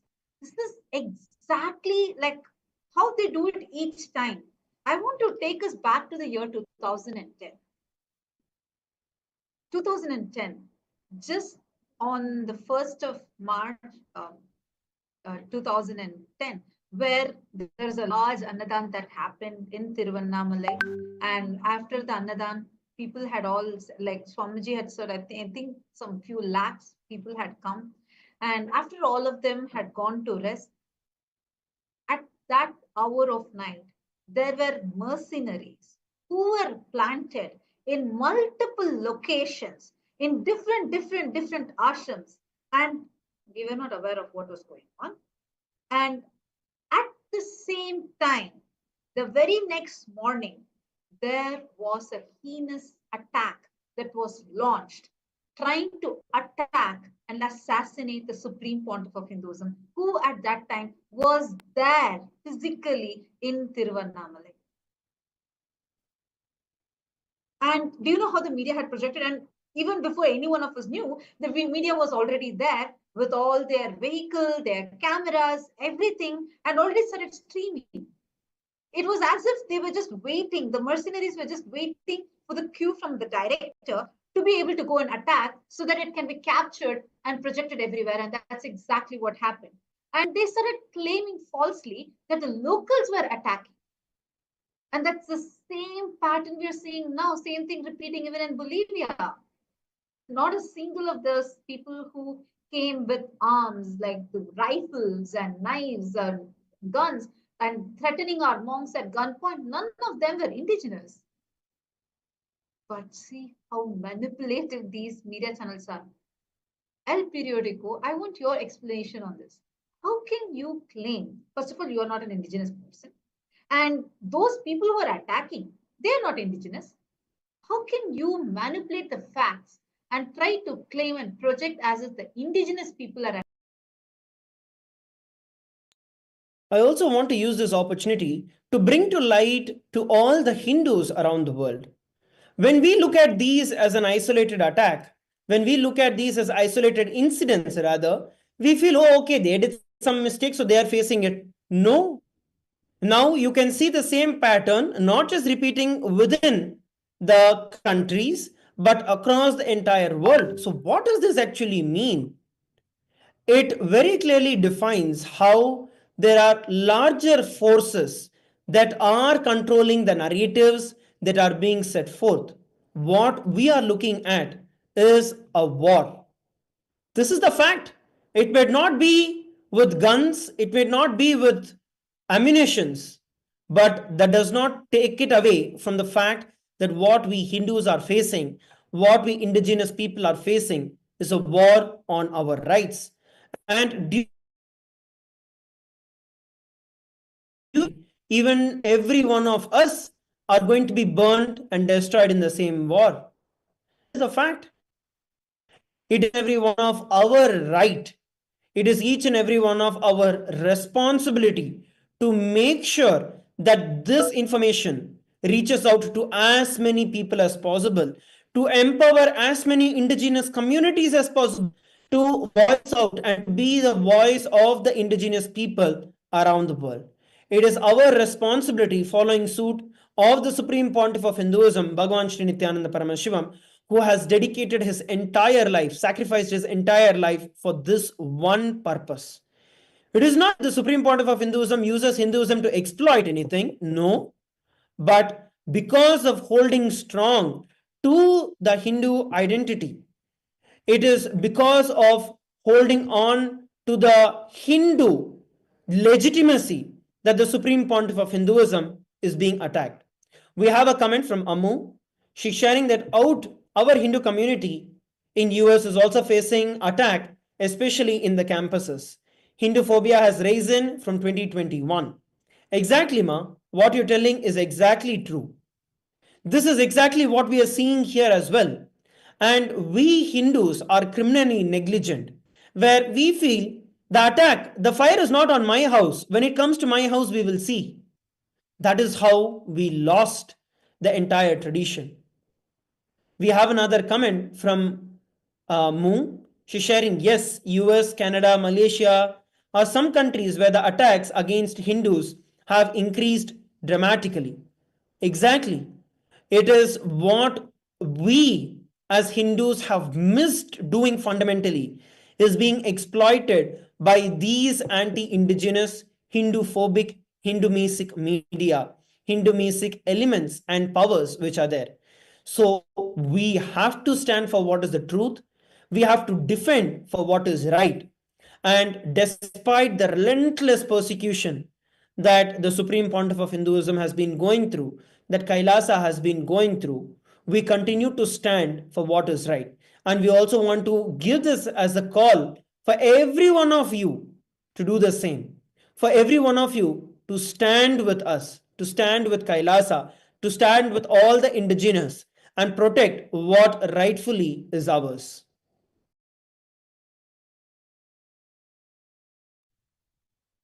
And we also have Ma Robin Taylor, who is saying the Pandavas, with the guidance of Krishna, emerged victorious. All the Kauravas were annihilated, and only the 5 Pandava brothers and Krishna survived. Choose Paramashiva, he has already won. Yes, absolutely, Ma. And see, we also need to understand this is a war that we are going through. This is just like how the Mahabharata war happened at that time, where Krishna emerged victorious. Once again, we are going through a war. So it is very important that all of us, we get awakened to this and we drop the criminal negligence and we take action so that the same history of persecution that we've been going through doesn't get repeated. And see, all of these media channels, they are falsely accusing the Supreme Pontiff of Hinduism, of rape, of sexual assault, of kidnapping. I mean, what right do they have? How dare they? Because we Hindus, we are not doing anything about it. But I do want to ask these media channels also, what right do you have? How dare you accuse the Supreme Pontiff of Hinduism, the ecclesiastical head of 2 billion Hindus, and also saying that he's self-proclaimed? But don't worry, we are going to go there and you're going to get your fair share for that comment as well. But let me just give you the facts about what you're saying, that he's wanted for rape, for kidnapping and sexual assault. And these statements being spread are nothing but blatant lies. And we have irrefutable court documents that categorically prove that the Supreme Pontiff of Hinduism has never, ever been convicted of any crimes, period. And the hatred... Swamiji was exonerated. The US courts exonerated Swamiji. Exactly. And these so-called victims, they've been imprisoned, they've been fined over 12 million US dollars, and they've also been deported from the United States. And you see, this hatred that is being directed at the Supreme Pontiff of Hinduism stems from the simple one fact that he has revived a Hindu state. And certain anti-Hindu forces, such as these media, they cannot just digest this. And you see, also one thing is, since the Supreme Pontiff of Hinduism Swamiji has already been exonerated by competent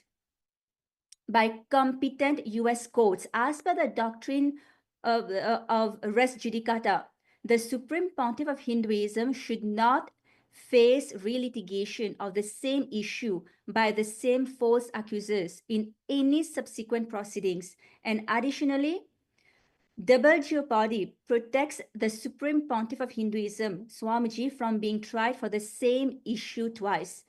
But however, these same false allegations by the same false accusers are being still litigated in India, invoking vexatious litigation or abuse of the court process.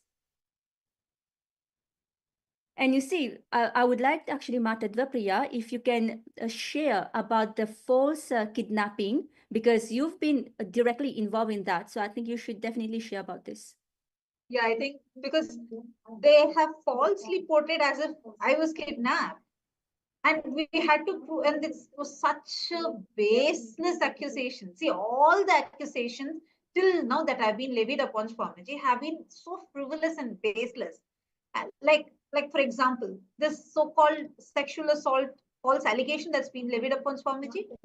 Firstly, Swamiji was exonerated. The US courts had exonerated. And on top of that, there was never a single victim, a victimless rape charge. And there was no person who was ever kidnapped because they put a false accusation saying, I was kidnapped. And we had to fight for it for so many years to prove that we were not kidnapped. And we have won in that case. Come on. How many more years are these fake media channels going to drag the same thing? Why don't you publish the court report where we are clearly shown that we are not kidnapped? The court has dismissed it as absolutely baseless and frivolous and dismissed the whole case. How come that is not there in your reports? So we demand answers now. We want answers from these fake racist media channels. How dare you put the accusation of kidnap when the court order has clearly proven that there is no kidnap? I want an answer because we demand this justice, because now you are even violating and you are showing as if you know more than what the courts have ordered. So we demand justice right now. The media channels have to answer. These anti-Hindu, Hinduphobic media channels have to answer for all these false allegations. And, you know, who are they? Really, who are they to put such allegations on the Supreme Pontiff of Hinduism, ecclesiastical head of 2 billion Hindus? They are nothing. And, just here's the grim reality of what he had to go through. He had to go through 70 assassination attempts, 250 sexual assaults, 120 false legal cases, more than 17,000 hours of hate speech, and 25,000 print articles in more than 50 countries. Now, how dare they saying that the Supreme Pontiff of Hinduism is wanted for rape, for kidnapping? What guts do they have? No, I And that is really a want an question. answer from them. Actually, this whole case, it's so baseless, ma. How are they able to even put that, even after the court order? First of all, you're supposed to be innocent until proven guilty. But on Swamiji's case, they made it otherwise. But even after the court has dismissed the case, and we have won in that case, how dare these media channels still carry this false narrative? Now we demand an answer from you. You are answerable to us. How dare you spread such malicious hatreds, which is very clear, even after the court documents are there, which clearly show that we are not kidnapped. How dare you call us as kidnapped? So this is proving it more and more how every statement of yours is baseless, frivolous, and therefore you need to apologize. You need to take down all these fake news right away, or what you're going to face is going to be heavy, serious legal charges. And just one thing that I want to really point out here, that the Supreme Pontiff of Hinduism has been exonerated more than 10 years ago by the US courts. More than 10 years ago. And these anti-Hindu media are still spreading the same false narratives, trying to show that the Supreme Pontiff of Hinduism is still a criminal, is still wanted for rape and kidnapping. More than 10 years ago. So how come they are not publishing the exoneration of the Supreme Pontiff of Hinduism? And that is a question actually also for all Hindus. How come Hindus do not know about these facts? And how come we are not being ferocious, serious about answering these media channels? Because we are not. That is why even after 10 years, these anti-Hindu racist media are having the guts to do that. And you anti-indigenous media, the Hinduphobic and Hindu-mesic media, your so-called rape allegations, you guys literally run a recycling program because no matter how many evidences we have, it doesn't matter to you. Your regurgitation of the disproven rape allegations, they represent the journalistic equivalent of drinking spoiled milk and then complaining about the taste. That's exactly what you guys are doing. These allegations that have been thoroughly investigated, adjudicated, and dismissed in multiple jurisdictions. Now, let's look at the timeline of your investigative team has somehow seemed to have missed. In 2010, a deepfake video masterminded by the Hindu Mesic forces was unleashed by the notorious media outlets, and they did it all out to incite hatred against the Supreme Pontiff of Hinduism.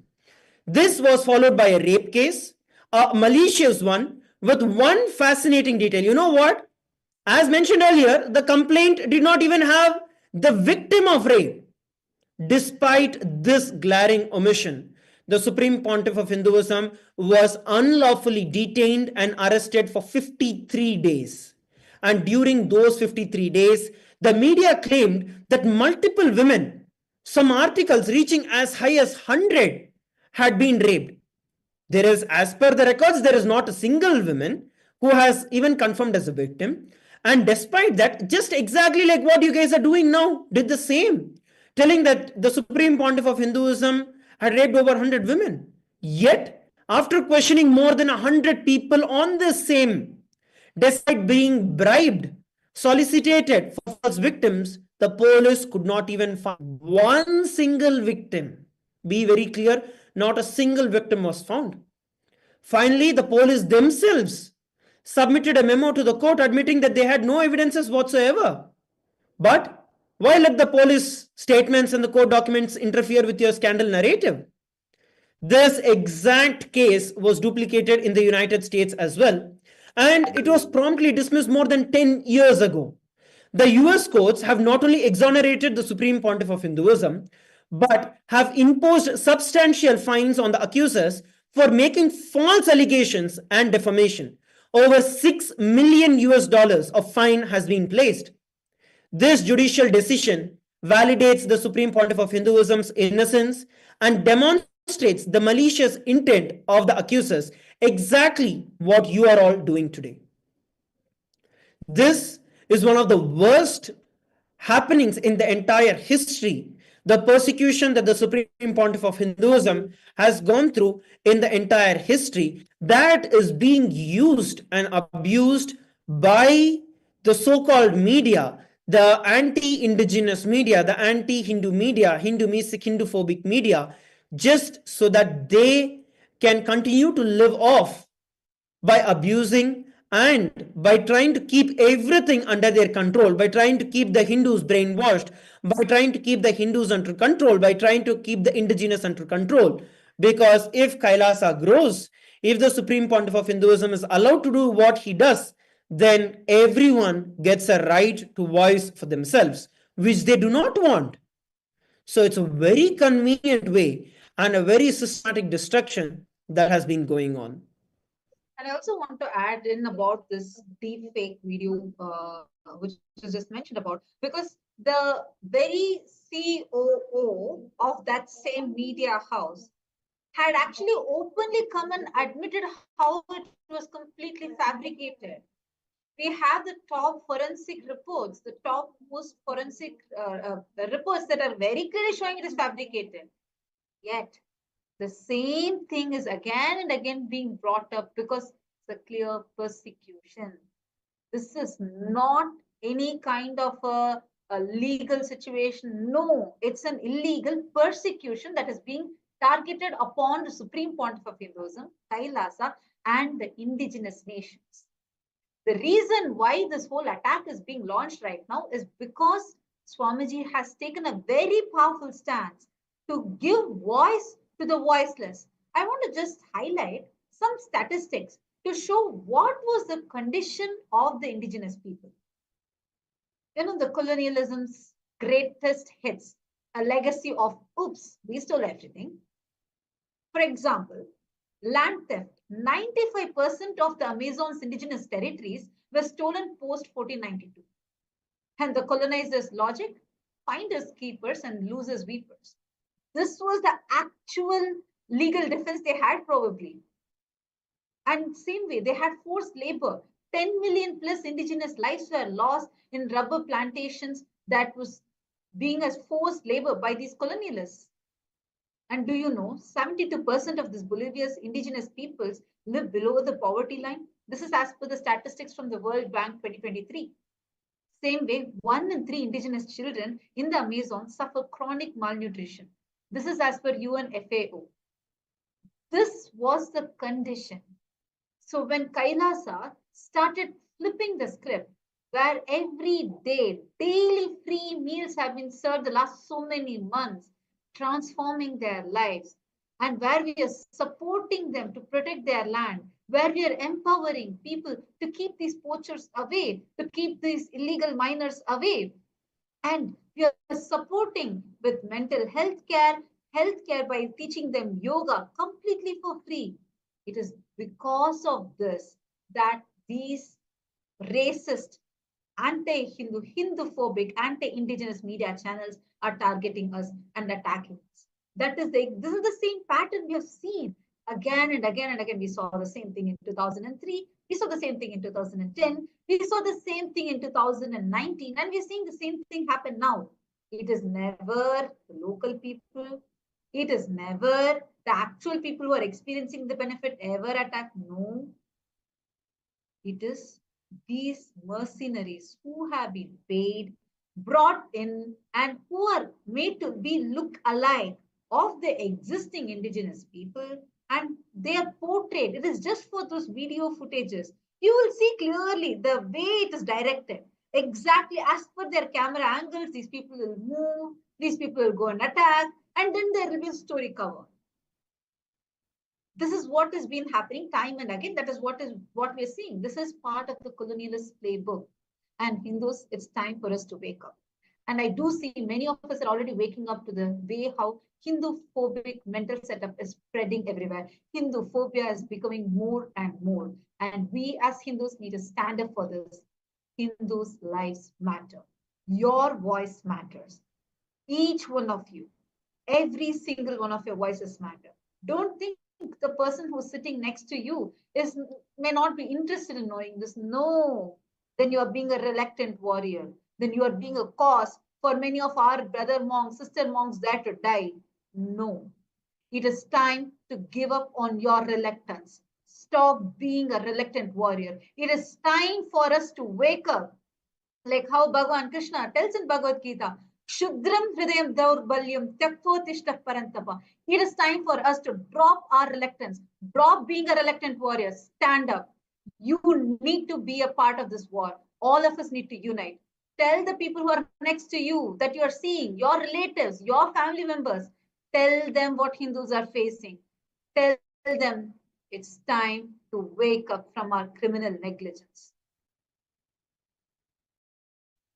And we also, when we look at this whole happening that have been continuously being repeated across decades, if not centuries, it just makes it so obvious that when character assassination masquerades as journalism, this is exactly the result. The media's fantasy crime novel, where you can actually portray, the way they portray is that the Supreme Pontiff of Hinduism is the villain in these stories. And of course, the media loves its fictional villains. It seems that the journalism that these guys come up with came with a creative writing specializing in character assassination. That is what we are all looking at. When they portray the Supreme Pontiff of Hinduism as a self-proclaimed leader or a pro-fascist sect, it is not just wrong, it is just spectacular, almost impressively wrong. Where do they find the words like this? It is like penguins are the rulers of the Sahara is wrong. No, it is not just wrong, it's just impressive the way you guys can go. Let's introduce all of you fellows to something revolutionary in journalism, and they're called as facts. I know it's a very terrifying concept for every one of you media fellows because that is against your money, that is against your industry, that's against your business. So why would you bother about facts? The Supreme Pontiff of Hinduism's lineage tracks back to tens of thousands of years of Hinduism's oldest and most ancient spiritual institutions. The Supreme Pontiff is the 139th Pontiff of the ancient lineage. He is not just some random person who woke up one morning and decided, oh, the word guru sounds nice, so I am going to become a guru. No, he is not like how you guys just come up one day, you wake up in the night, and then you feel like, okay, tomorrow let's assassinate him, and then plot it out and execute it. No, your so-called self-proclaimed rebel is the equivalent of calling the Pope that Italian guy with a funny hat who decides that he likes churches. I'm sorry, but this is exactly what you guys are doing. It is not just insulting, it is a demonstrating attack, arrogance, and ignorance. When you call the Supreme Pontiff of Hinduism as self-proclaimed, you're not just attacking one person, you are attacking the entire Hindu ecclesiastical succession system. Would you call the Dalai Lama self-proclaimed because he was forced into exile? Would you label the Pope as self-proclaimed during the Avignon exile? Why? Your double standards are showing up very evidently, and they are as subtle as a neon sign in a monastery. But this is exactly what you fellows are doing.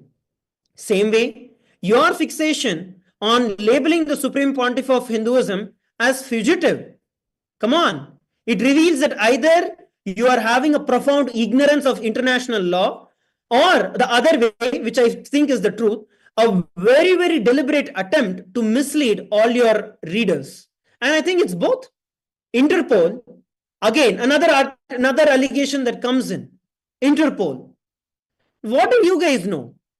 The actual international law enforcement organization with the actual authority, which is Interpol, has rejected any request to issue notices on the Supreme Pontiff of Hinduism based on the evidences provided to you, because Interpol is a legitimate organization that has the rights.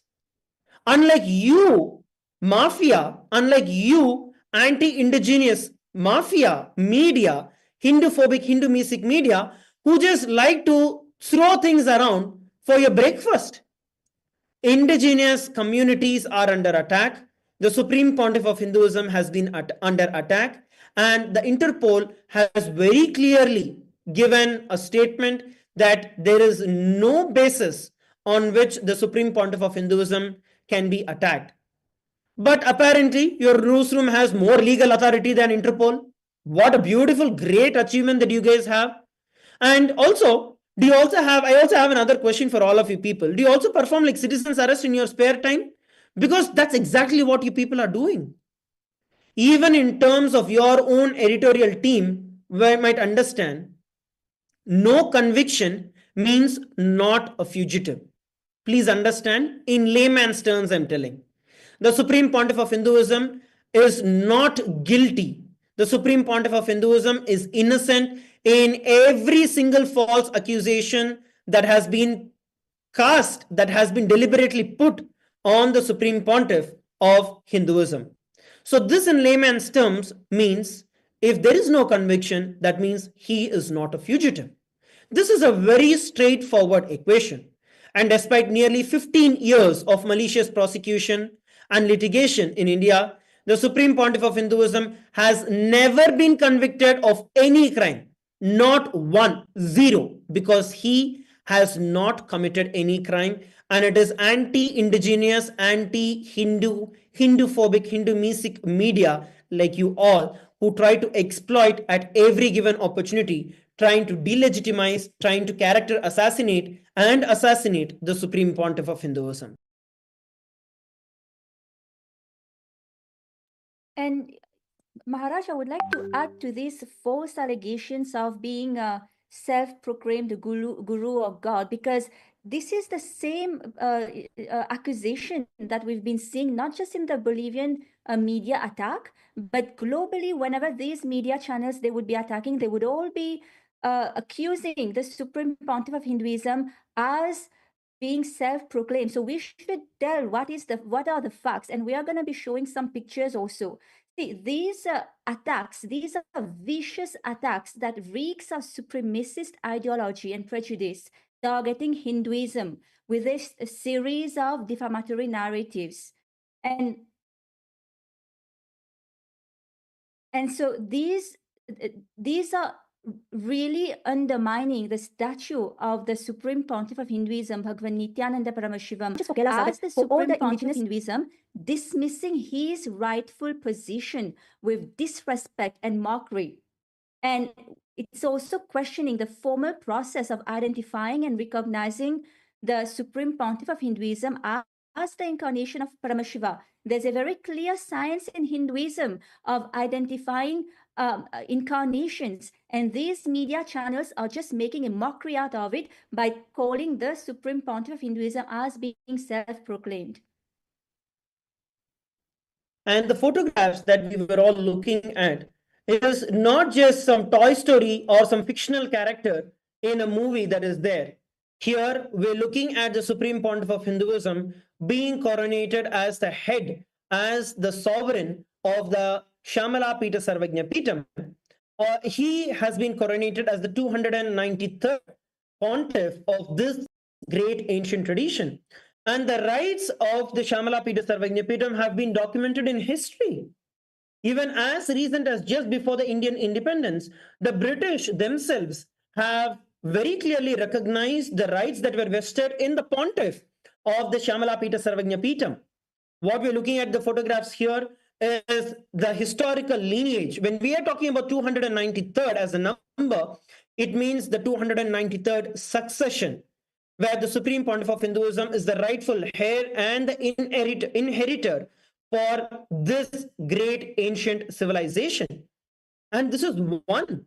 Like this, there are 21 such ancient kingdoms, ecclesiastical institutions, of which the Supreme Pontiff of Hinduism is the head. As you all can see, right from the time of Paramashiva, the lineage goes all the way to the Supreme Pontiff of Hinduism, and all of this is well documented.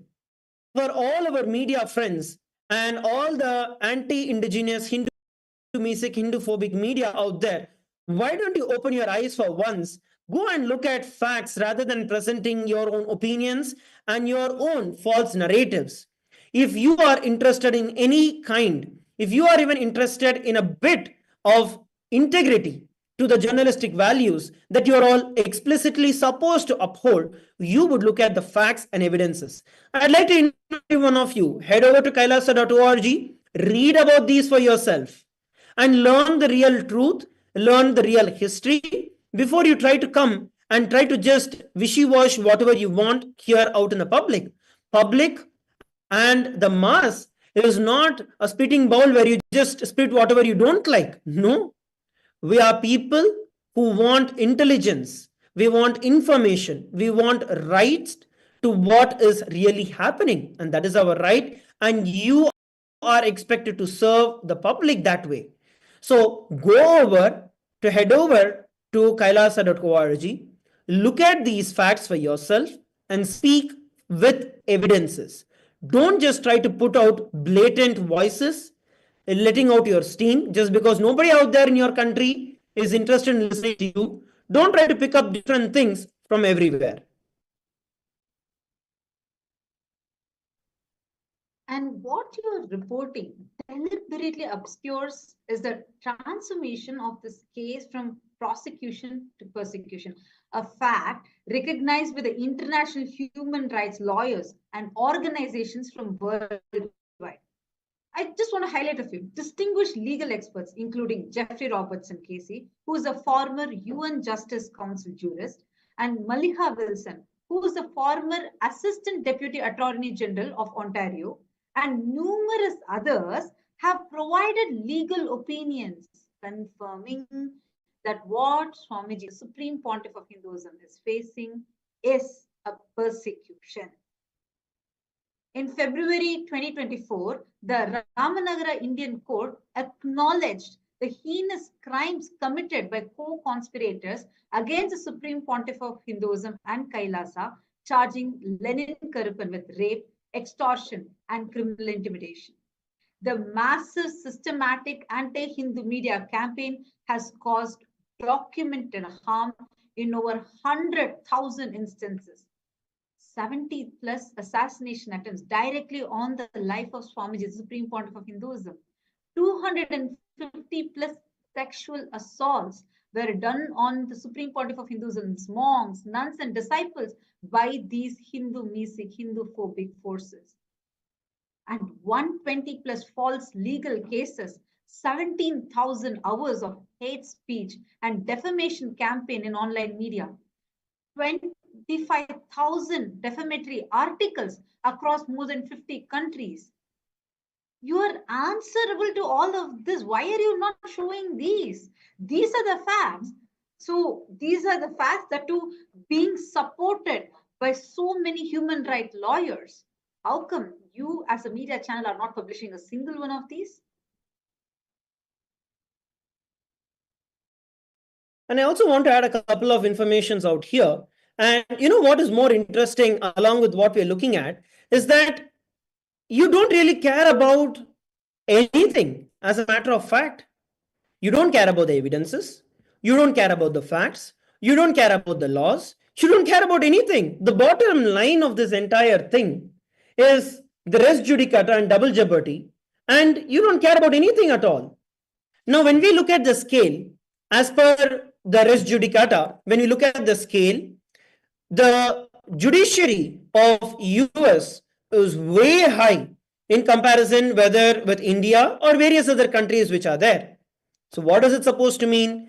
If the same case is tried in US and there is already an exoneration, there is already a verdict that has been given, then naturally everyone is supposed to be following the same. Now, it is based on this. I also want to let you know, it is based on this that Interpol has very clearly, categorically refused that there are any accusations on the SPH, because naturally 10 years back, I want to reiterate it on this again and again, 10 years back, the Supreme Pontiff of Hinduism was exonerated. he was completely exonerated, and that same is the only thing that is running around so far. And even now, it is only relentless persecution that is going on. As we heard earlier, from prosecution, it is persecution that we have been going through. It is lawfare that is there.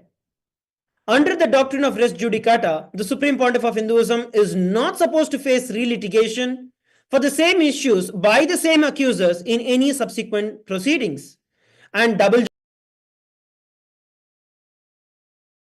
jeopardy further protects the Supreme Pontiff of Hinduism for being tried twice for the exact same thing. Yet, the same allegation by the same false accusers continue to be litigated in India, and they keep getting regurgitated by media outlets like yours. This is a textbook example of vexatious litigation and journalistic malpractice. What you people are just absolute rowdies and thugs who are trying to using the garb of media, but trying to spread hatred in the entire world. The truth And is very simple, but what to do? It is inconvenient for your narrative. absolutely, because this isn't about justice, it's about silencing a powerful Hindu voice. The Supreme Pontiff of Hinduism revived a Hindu state, and certain anti Hindu forces cannot tolerate it. Your reporting isn't just biased, it is complicit in the systematic persecution. More than 40 media outlets from 14 countries have already removed similar defamatory content and issued apologies after recognizing their errors. They chose integrity. What are you going to choose? The world is watching. Right now, you can see the comment section. We have people around the world. We are seeing people, actually, I'm seeing so many people have posted their countries. Malaysia, Singapore, Canada, USA, so many USA, and I'm seeing Guadeloupe, so many France. You can see the comment section. You can know for yourself what wide range of audience the international community is watching you right now. So you can decide, what are you going to choose?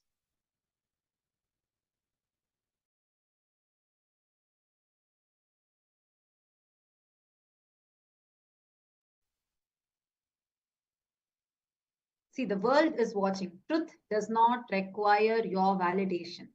Hindu traditions don't cease to exist because you have misinterpreted them. Sorry. You need to choose wisely. Your credibility, if it still exists, hangs in the balance. So better make your choice right.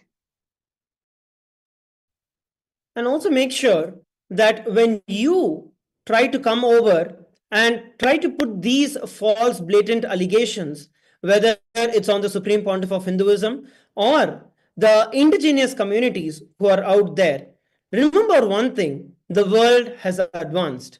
The world is not still sitting in ancient times, which actually is dependent on you for getting any kind of information.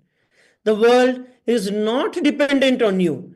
In fact, just like how you use all of these informations, twist them as per your narrative, and you use them same way, in fact, even other way, the world has become intelligent enough to see the fakeness, to see the hidden garb and your hidden agendas, and everything being exposed. So the only way that you guys can even survive in this industry is by washing out what the real truth is, by abiding by the laws of your country, the international laws and the local laws. So make sure that you keep a watch on your tongue and make sure that you speak the facts with evidences. We are more than open and willing to hear out from every one of you media houses out there. You need any clarifications? Come to us. Let's see. We have evidences for every single fact that we are speaking, that we are quoting here. Eldaba being one of the most prominent, and I'm very sure that you guys have just purchased it, just like how you purchase other people. You guys have purchased your viewership, and you guys being one of the so-called technically prominent people out there in Bolivia, which is heavily funded by the colonizers and the colonizing mental setup predators who are there. It is you people who have started this entire allegation. And be very clear, what you have started is an all out war, not on just Kailasa, but on all the indigenous nations, the entire indigenous community, the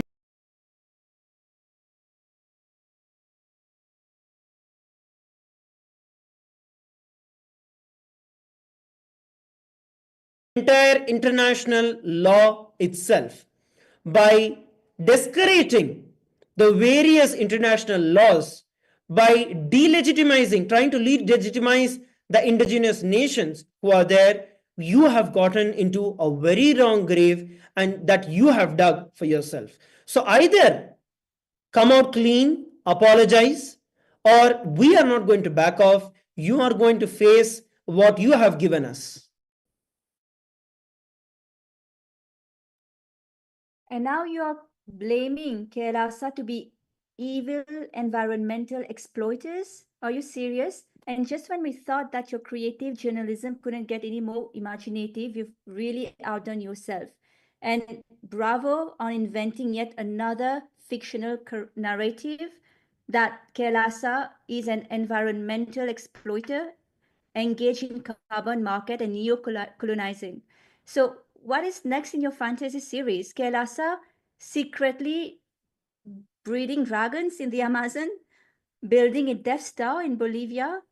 Your accusation that we are exploiting natural resources or gaming carbon markets would be hilarious if it weren't so offensively hypocritical. So let's take a moment in the reality check. See, accusing Kailasa of neocolonization isn't just wrong, it is absurdly, spectacularly ironic. It's like accusing the fire extinguishers of starting the fires. And so Kailasa represents indigenous Hindus who have survived the largest genocide in human history. More than 500 million Hindus killed, more than 4 million Hindus enslaved, more than 160 million Hindus were starved to death through orchestrated famines. And we've had our temples razed, our educational institutions destroyed, and our ancient texts, more than 80 million of them, burnt by the colonizers and the invaders. And we are literally a nation formed by victims of colonization.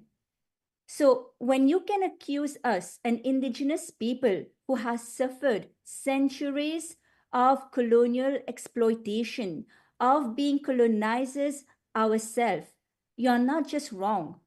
You are exhibiting a level of historical blindness so profound that it deserves its own medical classification. And your neo-colonial savior complex, projecting much. Let's discuss what's really happening here. Projection on an IMAX scale. Because for centuries, Western powers and media have appointed themselves the guardians of what indigenous people can or cannot do. Your paternalistic assumption that indigenous communities need your protection from check notes other indigenous communities reveals more about your colonial mindset than about Kailasa's intentions. Bolivia's indigenous communities have agency, intelligence, and constitutional rights to self-determination. When they choose to partner with another indigenous nation, which is us, suddenly this racist, anti-Hindu, Hinduphobic media journalists such as El Mundo or El Deber swoops in like a colonial savior to protect from their own decisions. That's not journalism. Excuse me. That's neocolonialism wearing a press badge. Similarly, just like what we are looking at, you guys are not environmental stewardship. You guys are not protecting the environment in any way. On the contrary, we are actually doing it. While you have been very busy crafting the environmental villain narratives, here's what Kailasa actually stands for. Our 16,500-year-old tradition declares, "My mother is earth and I am her son." Prithvi Sukta in Atharva Veda. It very clearly declares environmental policy, environmental stewardship is not just our policy, it is literally written into our very DNA. And this is described in our oldest sacred texts, which you don't even know. Our agreements with these indigenous communities are explicitly towards this. And we have implemented zero carbon initiatives across all our humanitarian missions in over 196 countries. Kailasa has its presence in all of them. Our clean water, sustainable farming, renewable energy plans, and programs have benefited millions on ground. Meanwhile, the corporate interests that you conveniently ignore continue their actual resource extraction across indigenous territories. Why don't you just look at how conveniently all you anti indigenous media houses have conveniently hidden the entire illegal mining, illegal deforestation, and resource exploitation that has been going on in the last, let's take even the last few years, 3 years. It's not that it's a thing of past, it has been going on every single day. The these things, these corporate interests that you very conveniently ignore. Why? Because naturally, that's your bread and butter. The problem is attacking them does not generate the same clicks as attacking us. So naturally, what do? Attack us because you can feed, you can be a predator on the indigenous and vulnerable communities out there. And let's look at your colonial double standouts. You're saying that the rules are for thee, but not for me. Your selective outrage exposes a pattern of double standards that would be comical if it weren't so harmful. When the Western NGOs partner with indigenous communities, humanitarian cooperation, they say, when Kailasa does exactly the same, it is called neocolonization. When Western companies establish carbon offset projects, it is called green innovation. When Kailasa supports sustainable indigenous practices, you call it carbon market exploitation. When Western nations maintain diplomatic relations, you call it international cooperation. And when Kailasa forms diplomatic relations partnership, you call it infiltration. These double standards aren't subtle. They are as obvious as a neo sign in a nature preserve. They reveal that your concern isn't really about environmental protection or indigenous rights as you claim it to be. It's about maintaining the colonial power dynamic where Western entities retain the exclusive right to engage with indigenous communities. Absolutely, Ma. Actually, the way how our approaches, which is the anti-colonization playbook. See, Kailasa's engagement with indigenous communities represent the exact opposite of what the colonizers are doing.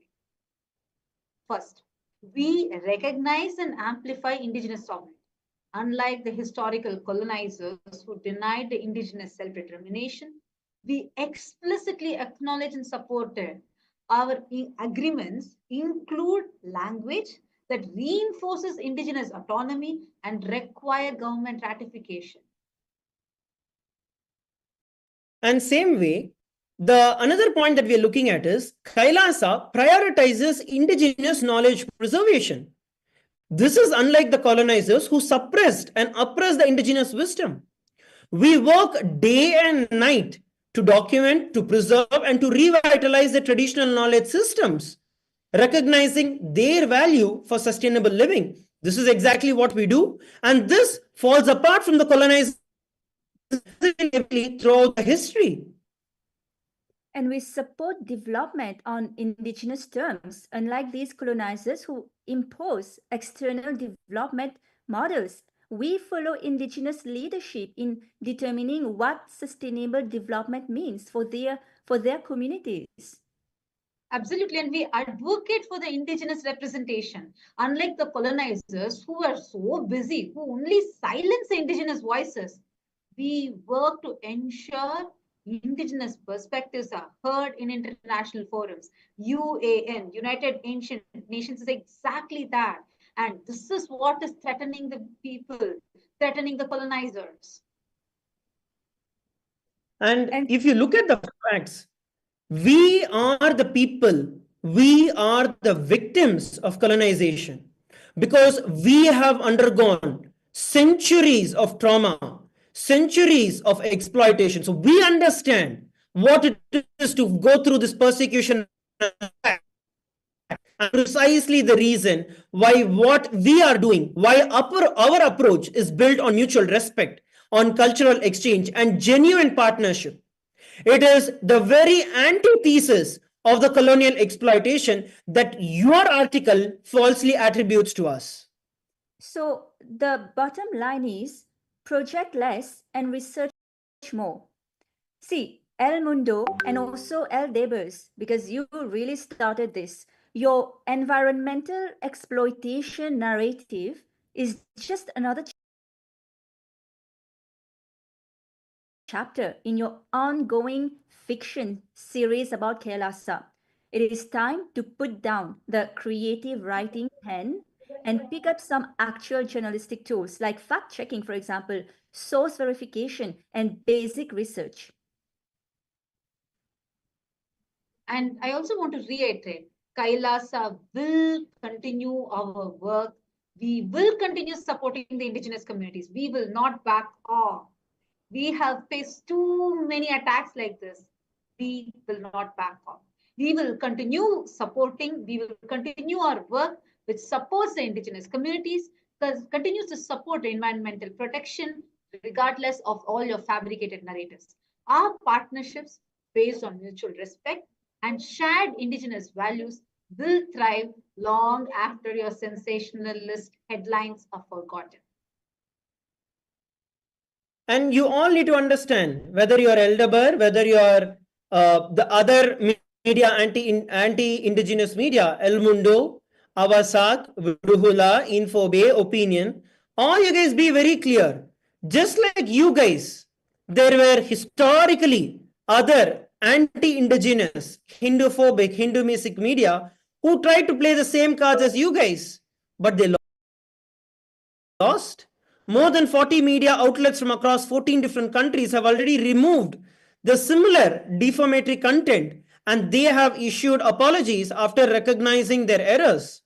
At least they were clear that they cannot play this hand on us. If not, the international watchdogs, the international community is not going to keep quiet. And they chose integrity. What about you? What are you going to choose? And the world is watching. Let me just read out all the names again because really the world should know who all are you guys. El Mundo, Awasqua, Opinion, Infobe, Brujula,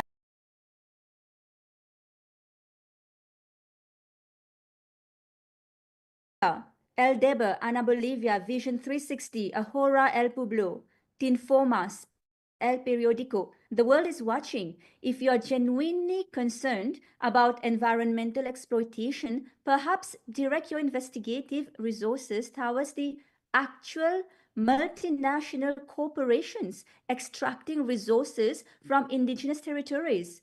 But that would require actual journalism rather than recycling colonial troops against an indigenous Hindu nation, wouldn't it? And I just want to make it clear, truth does not require your validation. Environmental stewardship does not need your approval. Who are you to approve it? And indigenous partnerships don't become neo-colonization because you have misinterpreted them. Sorry, it doesn't work that way. You're just a media house, and that too, a Hindu-phobic media house. And you need to do your fact checking again. If at all you have any kind of credibility left, sorry, it's in the tip. And you need to save yourself right away because the international communities, the global thinkers are watching us right now. We are having so many messages of support that are flowing in from all directions. So this is a warning, Eldebers. El Mundo, and all other these fake media channels, the so-called media channels, whether it's Infobay or Brujula or Opinion or El Deber, Ana Bolivia, Vision 360, or Tinformas, El Periodico, ABC, to all of you, this is a warning. And I think there are a couple of other names as well who need to be given the honor of trying to do the same plague that the bigger guys have been doing. So let me add on to a couple of more anti-indigenous media names that have been propagating false narratives and agendas.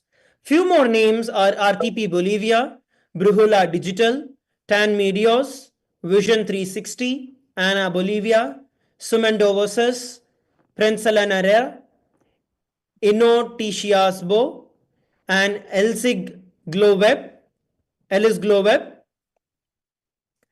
And we have a couple of more, Infodis and El Periodico, Eju TV, and Inoticias, Lu 17, Diary Panorama, Airball, Americiteve, and FS Servicios, Swiss Info, Noticias Protagonistas, El Payas, ABC, Publica Prensa Latina, Opinion, and of course the godfather of all, Eldabar and Argent.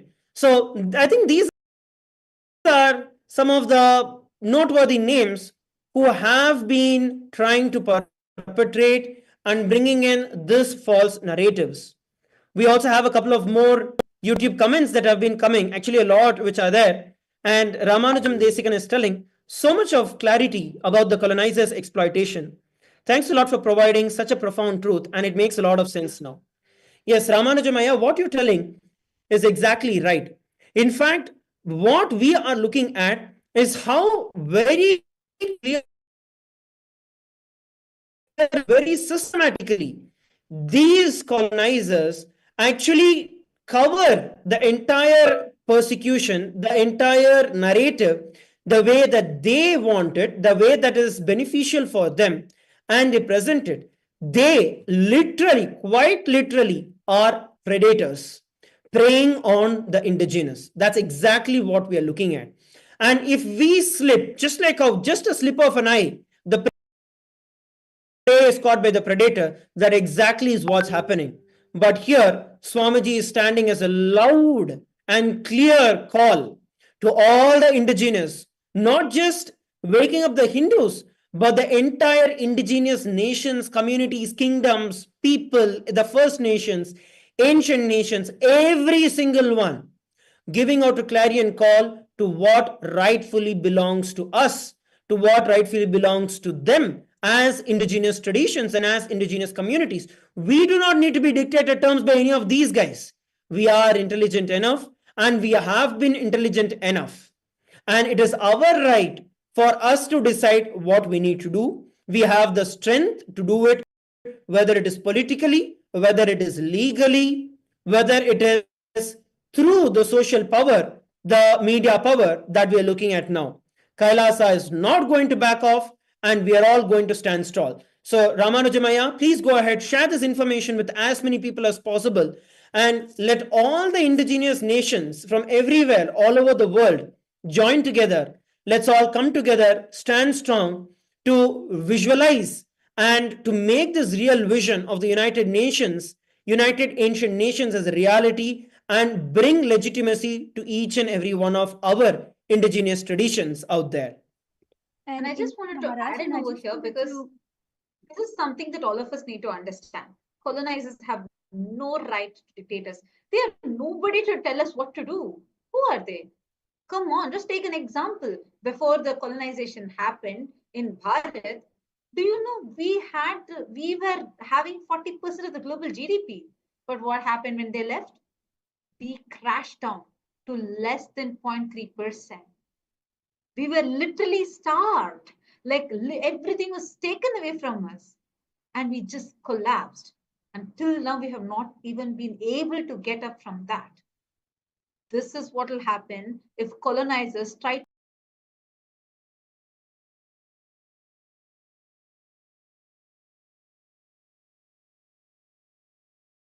to come and dictate their terms. It's time now for us to wake up so that we don't let that history repeat itself. And do you know, because of these colonizers, invaders, we have literally lost our homelands. We are indigenous to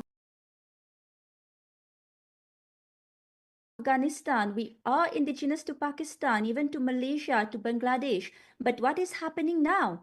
Hindus are persecuted, and not only that, there are anti-Hindu discriminative laws in these countries.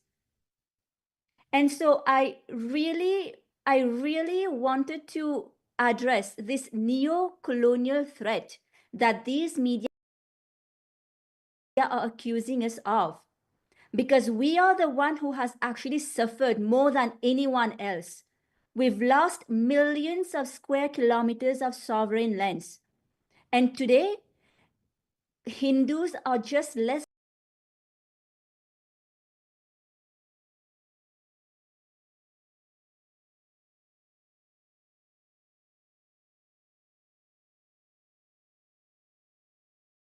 than 2% in any country, in most of the countries, just less than 2%, because we've been driven out en masse.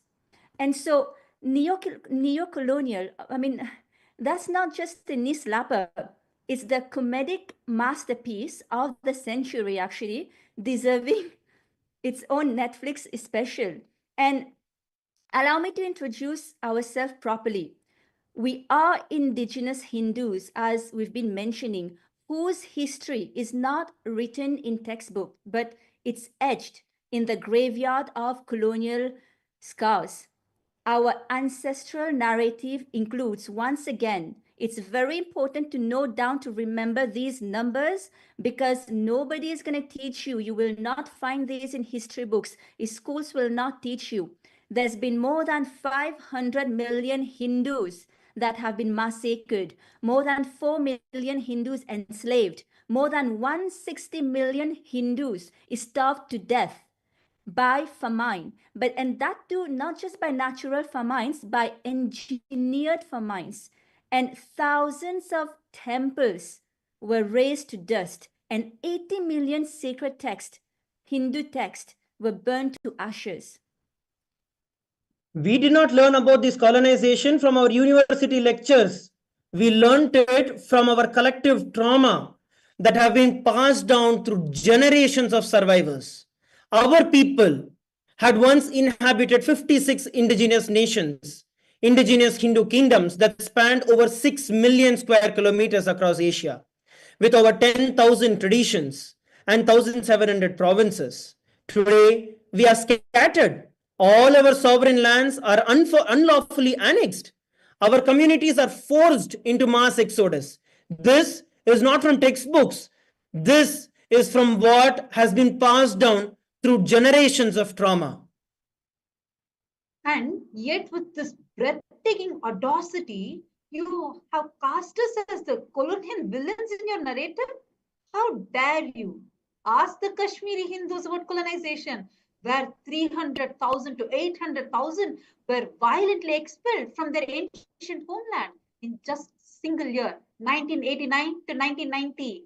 300,000 to 800,000 of them were forced into exodus, leaving just 3,000 remaining in the valley, a homeland they inhabited since 13400 BCE, now emptied through systematic ethnic cleansing.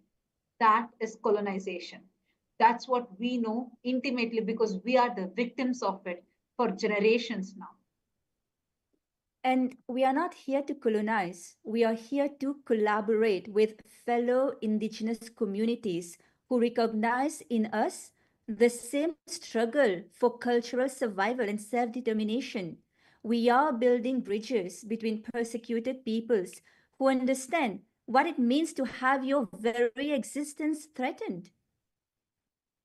Adding in a little bit of humor here, the way you guys are accusing Kailasa to exploiting green funds, it is such a stretch that not just it deserves a gold medal, but we can have an entire Olympic podium for this.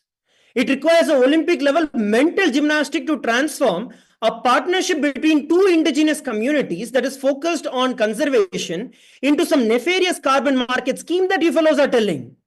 Speak about facts, not stories. Seriously, let's actually talk about our Kailasa's main environmental work.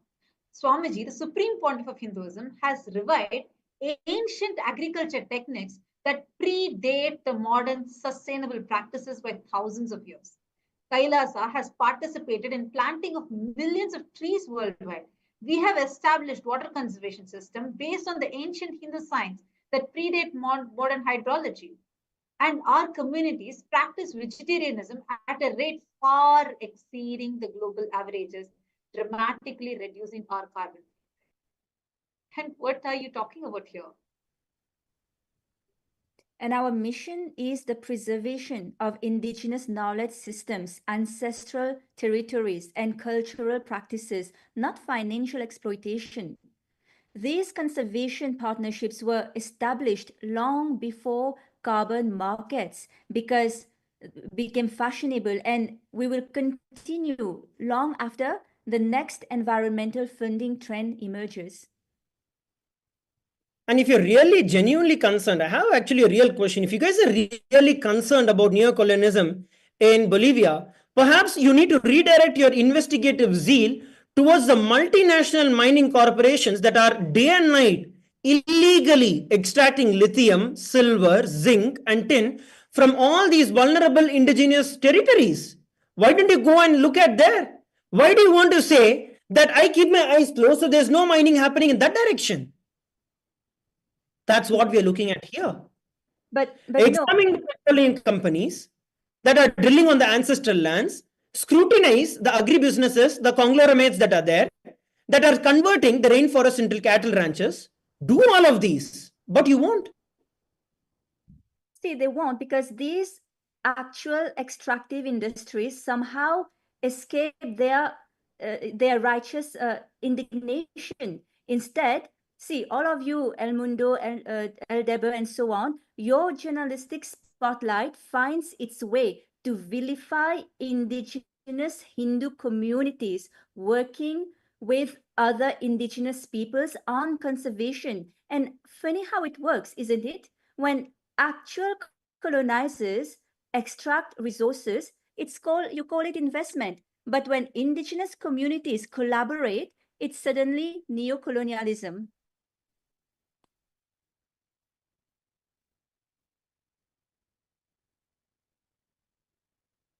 And the selective outrage is just so transparent. It's practically invisible. So if we wanted to exploit carbon markets, we wouldn't have included clauses requiring governmental approval in our agreements. We wouldn't have explicitly structured our partnerships around cultural exchange and traditional knowledge preservation. We certainly wouldn't have engaged with communities in a manner consistent with both the Bolivian law and international conventions on indigenous rights. I think this kind of makes it very clear. Two things are very evident from what we have been speaking, I think, the last almost 3 hours now. Two things are very, very evident. The number one thing that we need to understand, especially for all the viewers who are watching us live, point number one is how the anti indigenous media has been actively working over time, suppressing the rights of the indigenous nations and the indigenous people in the ground in Bolivia. It's very evident. Till date, there have been articles that have been published by some people, once again, for their own personal benefits.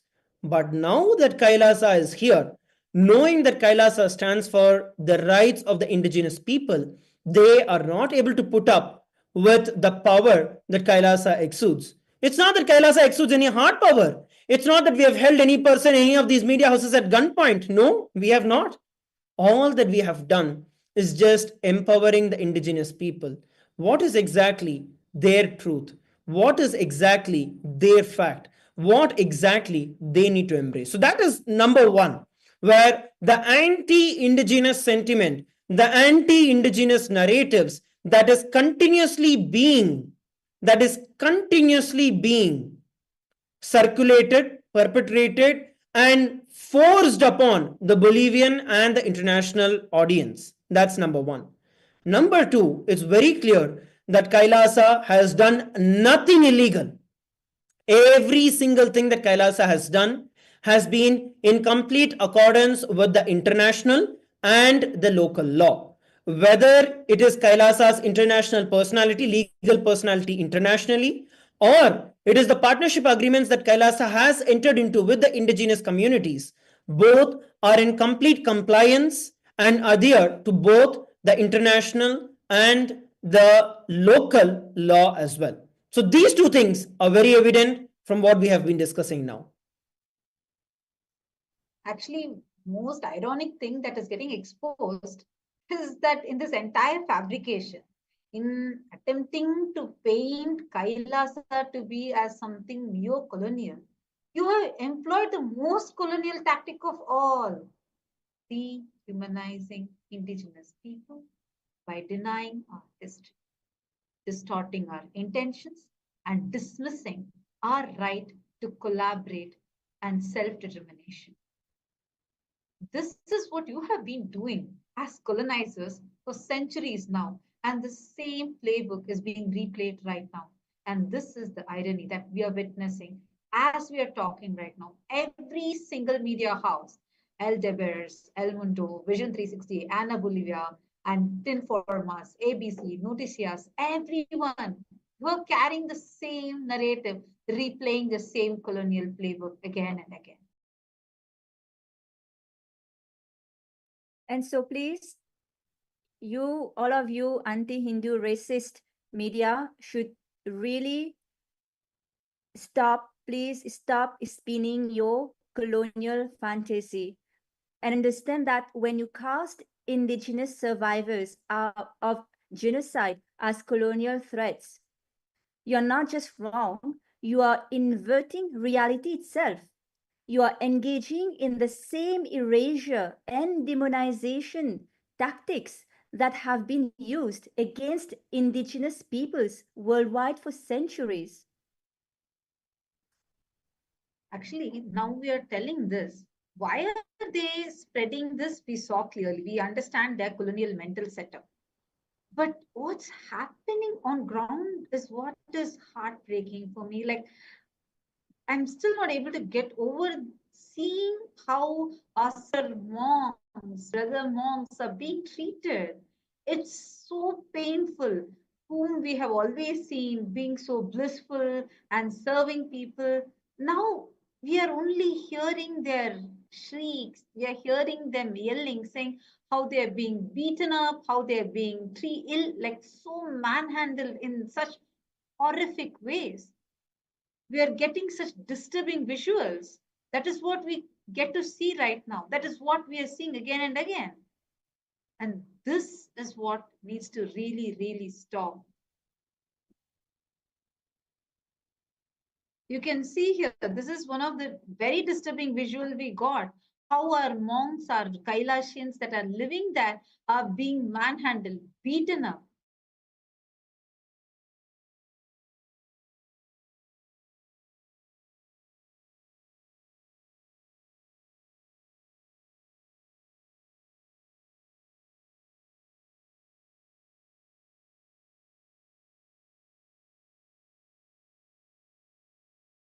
And you will see in this video that, just maybe for the new viewers who are here, our sister nuns and brother monks were wrongfully, illegally detained. Their passports were snatched. Their devices were snatched. And they were not even allowed representation. Even our own lawyers couldn't reach them. It was a bunch of men just barged into the private Adinam of Kailasa. And some of them were even kids and pregnant women. They were denied food and water. And these mob, racist anti-indigenous mob, did not even allow the local indigenous community to help them. They were coming forward They were coming forward with water. One of our sannyasi even fell unconscious because they could not drink water. They were not allowed any water, even though the indigenous people wanted to help. And even these indigenous people were held at gunpoint. They were threatened. So do you see at what level these anti-Hindu mob, anti-indigenous mob can go to stop indigenous nations from reclaiming their right to self-determination? And whatever we are looking at, especially. Hey, don't tell us. So these people have the gas come in our house and yes, with gun and touch our faces. No, everything stops in our home. Political immigration, this is political immigration. This is political immigration. They come our home, and they put the gas come in our room. There's no human rights in Bolivia. There's no human rights in Bolivia.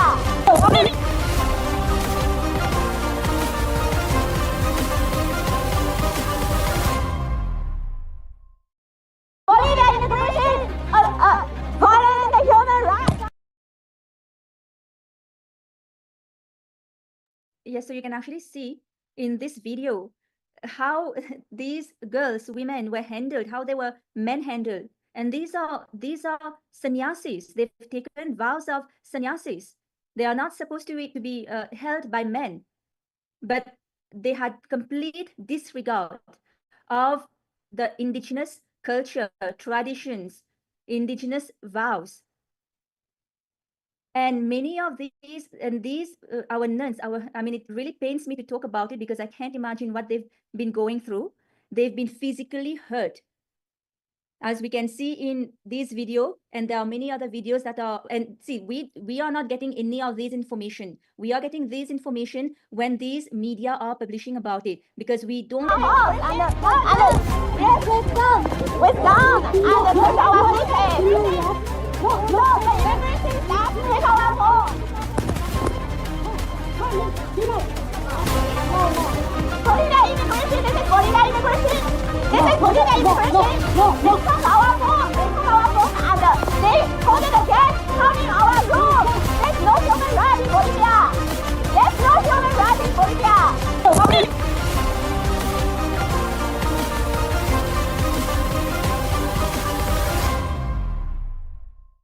Bolivia immigration violating the human rights.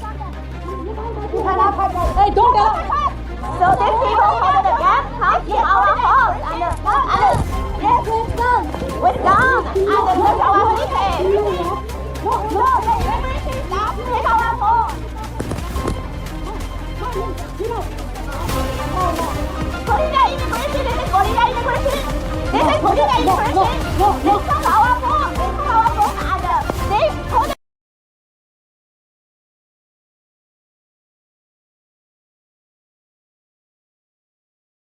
So as you can see here, how these women, these nuns, how they were struggling, and how this mob, anti-Hindu, anti-indigenous, racist mob, just barged in and harming our nuns, innocent nuns, who only went there to serve the local people. That was their only goal. What is the need to treat them like this? It is so painful to see how they are being treated, what they have to go through. They've left behind their lives and taken sannyas for the sake of serving humanity, for reviving our indigenous cultures and traditions that the world only is going to be benefiting, not just the indigenous nations. They've literally sacrificed their lives, and this is how they are treated.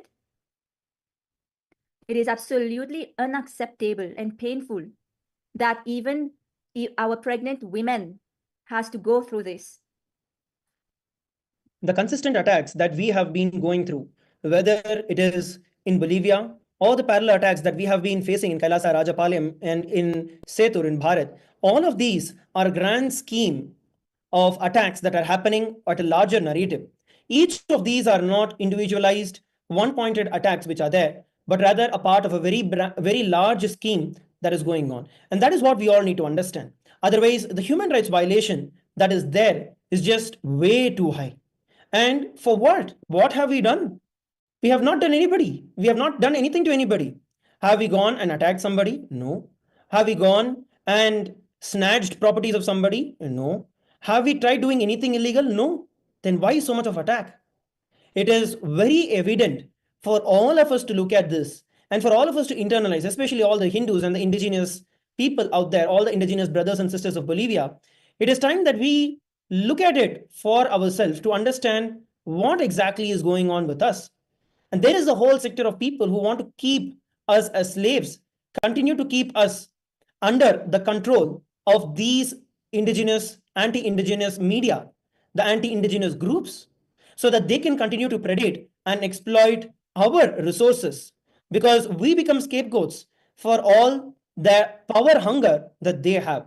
So it's time for every one of us to wake up from the attacks that we have been consistently going through and stand up for our rights, fight for our rights.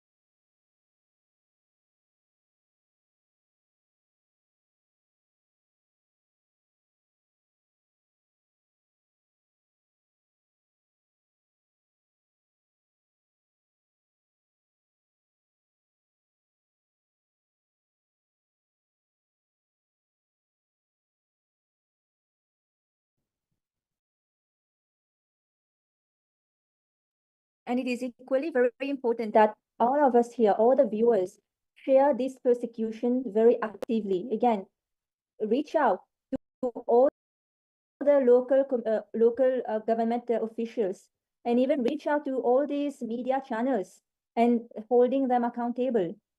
Reach out and tell the world what persecution indigenous communities have been going on since centuries. Reach out and tell the world how Hindus also are indigenous people. Because let me tell you, there are narratives out there that claims that Hindus are not indigenous. Anti-Hindu racist people, elements, deep state elements are working very, very actively trying to delegitimize Hindus, Hinduism, its culture, its history. And there are a lot of narratives out there, and you will actually see so much of hate comments, so much of hate articles about Hinduism also, outright straight, abusive and lie.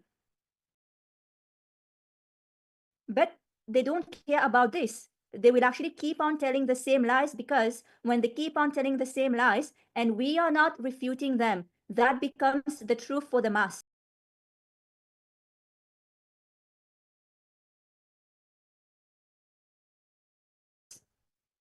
Absolutely. Actually, I'm seeing many of the comments, very lot of comments coming in.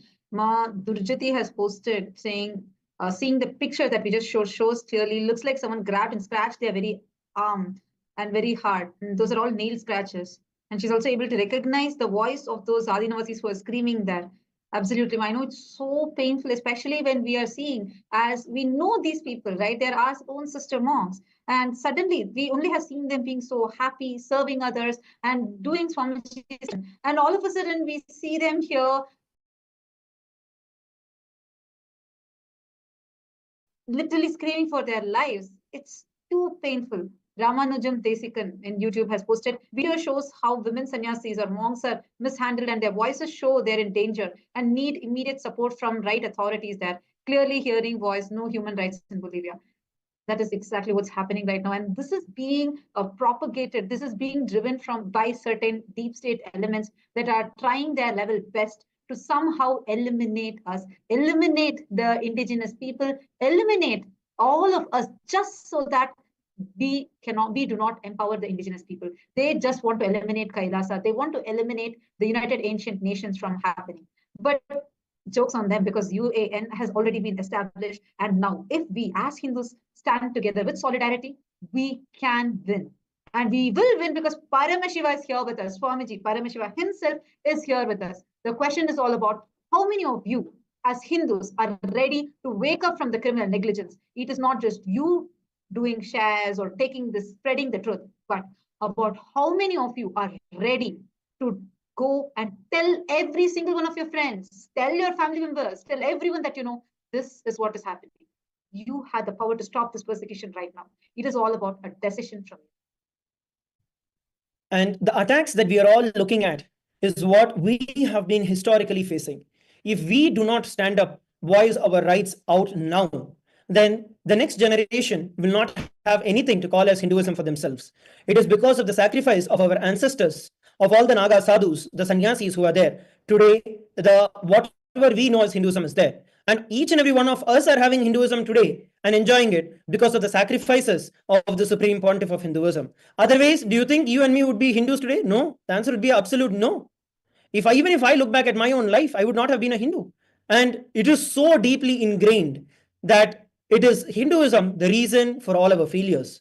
Now, it is time that all of us sacrifice and leave our lower identities, stand strong with the Supreme Pontiff of Hinduism, who has sacrificed his entire life just for this awakening of the mass, just for this awakening of each and every one of us. And it's our responsibility to make sure that we stand strong, we are bold, and we take the truth to the entire world. And despite any attacks, despite any persecution, coming together and standing strong for this one purpose. So, once again, be strong, share this with as many people as possible, and we will be exposing more and more of these lies and how the narratives are set so that the Hindus and the indigenous can continue to be brainwashed and kept under control as pawns under the control of the kings.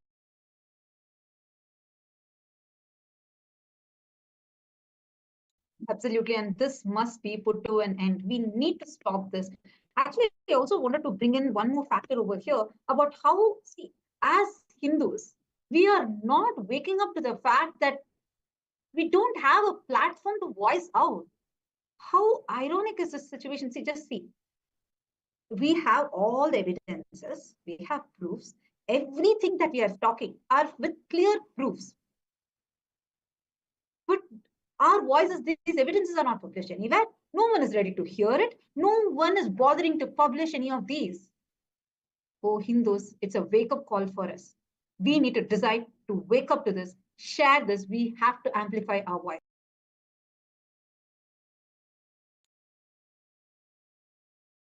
And for all the Bolivian media, all the media houses who are there, if you are really genuinely interested in giving the right information to the people, which is what is supposed to be your ethics, the journalistic ethics, then make sure that you get the information straight, that you set the record straight, that you hear out from our side what is the happenings, what are the facts from our side, what is our history, and give all the information together for the mass who is there. All the people of the Bolivian press, let's take a moment to appreciate the extraordinary spectacle that we have witnessed. Quite literally, a beautiful and a well efforted, coordinated media campaign that is labeling the indigenous Hindu survivors of the various genocide and persecution as fake and fictitious, and worse, calling us criminals. If the irony is not sufficient, then I don't know what else is. And what we've seen unfold across your publications isn't journalism. It's a masterclass in colonial thinking masquerading as news. And you've really managed to recycle century-old stereotypes about mysterious Eastern cults and packaging them in modern terminology. And while positioning yourself as defenders of indigenous rights, the cognitive dissonance is so profound, it deserves its own field of study. And see, let's also be very clear about what's happening here. Kailasa represents the first sovereign homeland for the persecuted indigenous Hindus in modern history. Our very existence challenges the colonial narrative that indigenous peoples should remain forever displaced, forever seeking recognition from their colonizers. And our crime, it seems, is refusing to play the role assigned to us, that of perpetual victims awaiting salvation from Western institutions. Actually, instead of following this path, We, as Kailasa, have had the audacity to establish diplomatic relations with sovereign entities worldwide. We have formed partnerships with fellow indigenous communities based on mutual respect. And we, as Kailasa, preserve the ancient knowledge systems which has been threatened with extinction. Challenge the notion that statehood is a privilege granted by the colonial powers rather than an inherent right of self-determination. This has been possible because of the relentless hard work, untiring hard work of the Supreme Pontiff of Hinduism and his immense sacrifice. And this is what Kailasa has lived and demonstrated and established. We are not here to fall prey or victims of the colonial mindset or what the colonialists dictate as to be how we indigenous nations need to function. No, we have our sovereignty. We have the right to exercise our fundamental rights.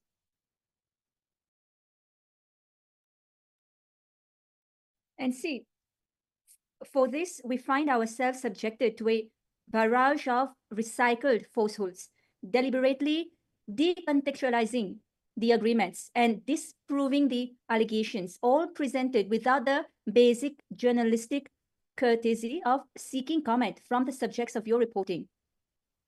And in fact, one thing that I wanted to add on, sorry, just one thing I wanted to add to what you're telling. What's really intriguing about how these journalists and these anti-indigenous mafia is using the selective application of skepticism. See, the agreements that Kailasa has entered into these indigenous communities explicitly include government ratification clauses, a fact that is conspicuously absent from the reporting of all of these media houses. They don't do that. Our agreements are fully in compliant with the Bolivian law, with the international conventions, and the constitutional rights of the indigenous people. But yet, when you look at how these guys are projecting it, how the anti-Hindu media is projecting, how the Hindu-phobic media is projecting, how the anti-indigenous media is projecting, they are shown as if they are nefarious plots and a very clear targeted attack trying to extract exploit the indigenous communities which are there. While on the contrary, you see the extractive industries, they happily run a riot on the indigenous territories and continue with their operations with little to no scrutiny at all. This is the fact that we are looking at. This is the reality that we are looking at today. Exactly. When multinational corporations, when they lease land from the indigenous communities, they call it as development, where we very clearly see how the exploitation of nature happens. And they call it as what? Development. But when Kailasa does it, and that also with explicit environmental conservation goals, we have not bought any land. We are only partnering with them with clear conservation goal, environmental conservation goals, and to protect Amazon and cultural conservation, cultural preservation clauses. Suddenly, they come up from nowhere claiming neo-colonialism. The double standard isn't just evident, it's the entire foundation of your narrative. And I also feel one of the most troubling aspects of what they have been doing, what the anti-indigenous media has been continuously and in fact very casually repeating, is the allegations that have been decisively refuted in the courts of law, where they keep calling the Supreme Pontiff of Hinduism as fugitive, as self-styled, as rape accused. Come on, all of this has been refuted very clearly. 4 separate US federal and state courts have not only exonerated the Supreme Pontiff of Hinduism, but they have imposed substantial penalties on these false accusers, over $7 million US, all put together. But all these judicial findings have just come very conveniently omitted from the reporting of any of these media houses, and rather twisted, they're replaced with the sensationalist accusations just to dehumanize and delegitimize the entire indigenous community and people out there. And this isn't just sloppy journalism, it's a direct violation of Bolivian law. Your constitution explicitly protects religious freedom and indigenous cultural expressions, and specifically law number 45 prohibits discrimination based on religion and cultural identity. So by publishing demonstrably false claims designed to incite prejudice against a religious minority, these media outlets have crossed the line from biased reporting into potentially criminal conduct. The pattern here is very, very clear. You can just see it through. When indigenous people assert our rights in ways that challenge this colonial power structure, then immediately we face demonization. Now, this is the pattern that time and again that the colonialists have proven. Kailasa's crime is not violating any law.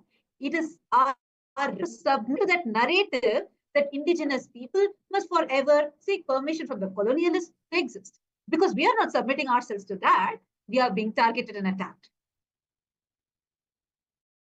And let us offer a novel suggestion here to the Bolivian media. Perhaps let the indigenous people know, let them decide what is best for indigenous people, because they know what is best for indigenous peoples. These racist anti-indigenous media, they don't know. They have colonial mindset. And perhaps agreements between indigenous communities don't require their colonial interpretation to be legitimate. Perhaps, and this may be truly revolutionary, that you could actually contact the subject of your reporting before publishing demonstrably false allegations about them. And here the Hindu civilization has survived countless attempts at erasure for millennia.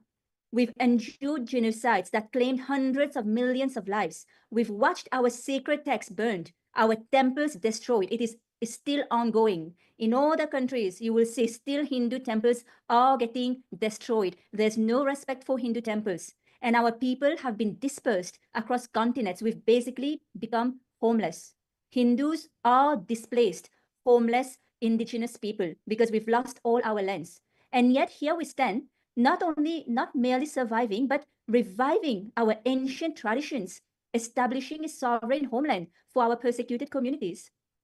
Also, Masi, when we look at all of this that is going on, what we are looking at, for all its sound and fury, the kind of hangama that they are doing, this is just the latest chapter in a story of persecution that we all know too well. It is very well documented in the entire history. Persecution for the last over 700 plus years has been documented so well. What we are looking at here is nothing new to us Hindus. This is not going to deter us from our mission of the revival of the indigenous traditions and preserving our ancient culture. We will stand for these rights. We will support everyone on these rights. It is not going to stop us from forming partnership with other fellow indigenous people, with other indigenous communities. No, it will not. Based on mutual respect and shared goals, we will continue to establish partnerships. We will continue to enter into cooperation agreements to support. And one thing that I want all you anti-indigenous media and all anti-Hindu, Hindu-phobic, Hindu-mistic media to understand, you will not be able to silence our voices as we assert our fundamental rights to exist. And you cannot do anything about it. And to all those media channels out there who value truth above sensation, here we would like to extend an invitation. You can contact us. We have actually clearly stated the facts throughout this live video. And we are ready. You can speak with our representatives, visit our communities, go witness firsthand the humanitarian services, the environmental work that we are doing as Kailasa, what the humanitarian services the Supreme Point of Hinduism is doing worldwide. True journalism seeks understanding, not merely confirmation of pre-existing biases. Understand, the Supreme Court of Bolivia has recognized that the right to information consists of the power that every person has to seek, receive, and impart information, and the correlative obligation of those who generate information to produce it with responsibility and ethical clarity. All we are asking for you, just live up to this. This is enshrined in your own constitution. So any one of you, all those media outlets there, if you value truth over your sensations and you trying to get more TRP for your channel, if you're interested in true journalism and stop being prostitutes, then here you can come and get the right information. We are ready to provide. We have already provided. We are ready to provide. Or you are going to face serious legal consequences. And I think as we are coming towards the conclusion of today's live, and where we are exposing the truths, as we are coming towards the closure of this response, I think I want to remind all the major media sources once again that more than 40 major international media houses from over 14 countries, including major organizations, well-known names such as the Washington Post, have already recognized their error in publishing similar disinformation, and they have removed all such defamatory articles and content about Kailasa.